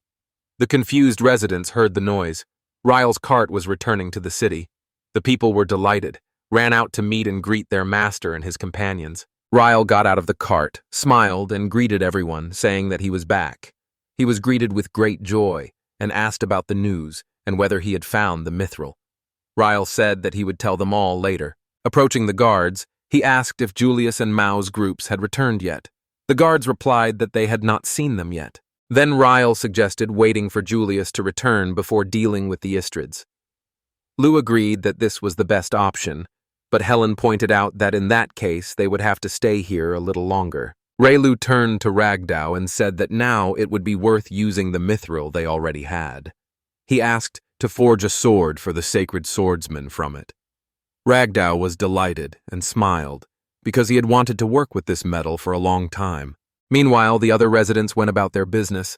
Some practiced with their swords, some worked hard, and some simply mourned with boredom and anticipation. The day passed so quickly, and the next morning several riders arrived at Arlenza. Among them was Astred himself. The Arlenza guard laid his hand on his sword and sternly asked who these strangers were. Astred called out his name loudly and said that he wanted to speak to Mr. Ryle Arlenza personally, so he ordered him to be led out immediately. In the hall, Astred stood confidently in the middle, his companions a little behind. His face shone with a neat monocle, and he smiled politely, demonstrating calm and confidence. He said he had heard about Ryle's arrival and added that he would like to talk about the mine. Ryle smiled in return and admitted that he had not expected to meet Astred in person. But Astrid interrupted him and said that she would be brief. The mine belonged to him now. Ryle stopped in his tracks and began to argue, recalling the old agreement between their families. Astrid, showing the documents, replied with a cold smile that she could not help. Everything had already been decided. He pointedly presented Ryle with a certificate of ownership from the minister and declared that the mine now belonged to them indisputably, and that this decision was not up for discussion. Ryle was confused and said that it was impossible because the mine had long been owned by the Arlens. Astrid asked why he didn't have any papers to prove it. Ryle bowed his head, and Astrid smiled maliciously and said that everything was clear, because they had nothing to show. He officially declared that from now on, the Arlens were not allowed to approach the mine.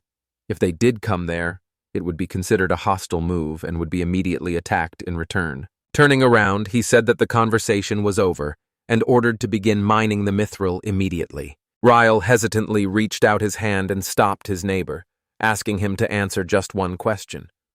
He wondered if the mithril they found would belong to humans, as would be fair. Astred turned sharply and asked why he even asked such a question. Ryle sadly replied that he had never behaved like that before. He remembered Sebastian once talking about Astred's attempts to build an economy that didn't depend on Mithril. He wondered why Astred didn't even listen to her people anymore and treated them with contempt. Astred turned and asked if Sebastian had really said that. Ryle shrugged and asked why he needed all that anyway.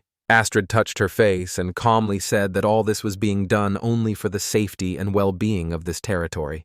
He smiled cruelly and said that he understood a simple thing.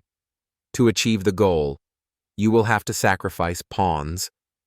And people who only see Mithril, in his opinion, are worthless and deserve to be nothing more than pawns who can never be trusted. Ryle asked why he had to defend these lands at such great cost if it meant he could no longer enjoy the simple joys of life with others.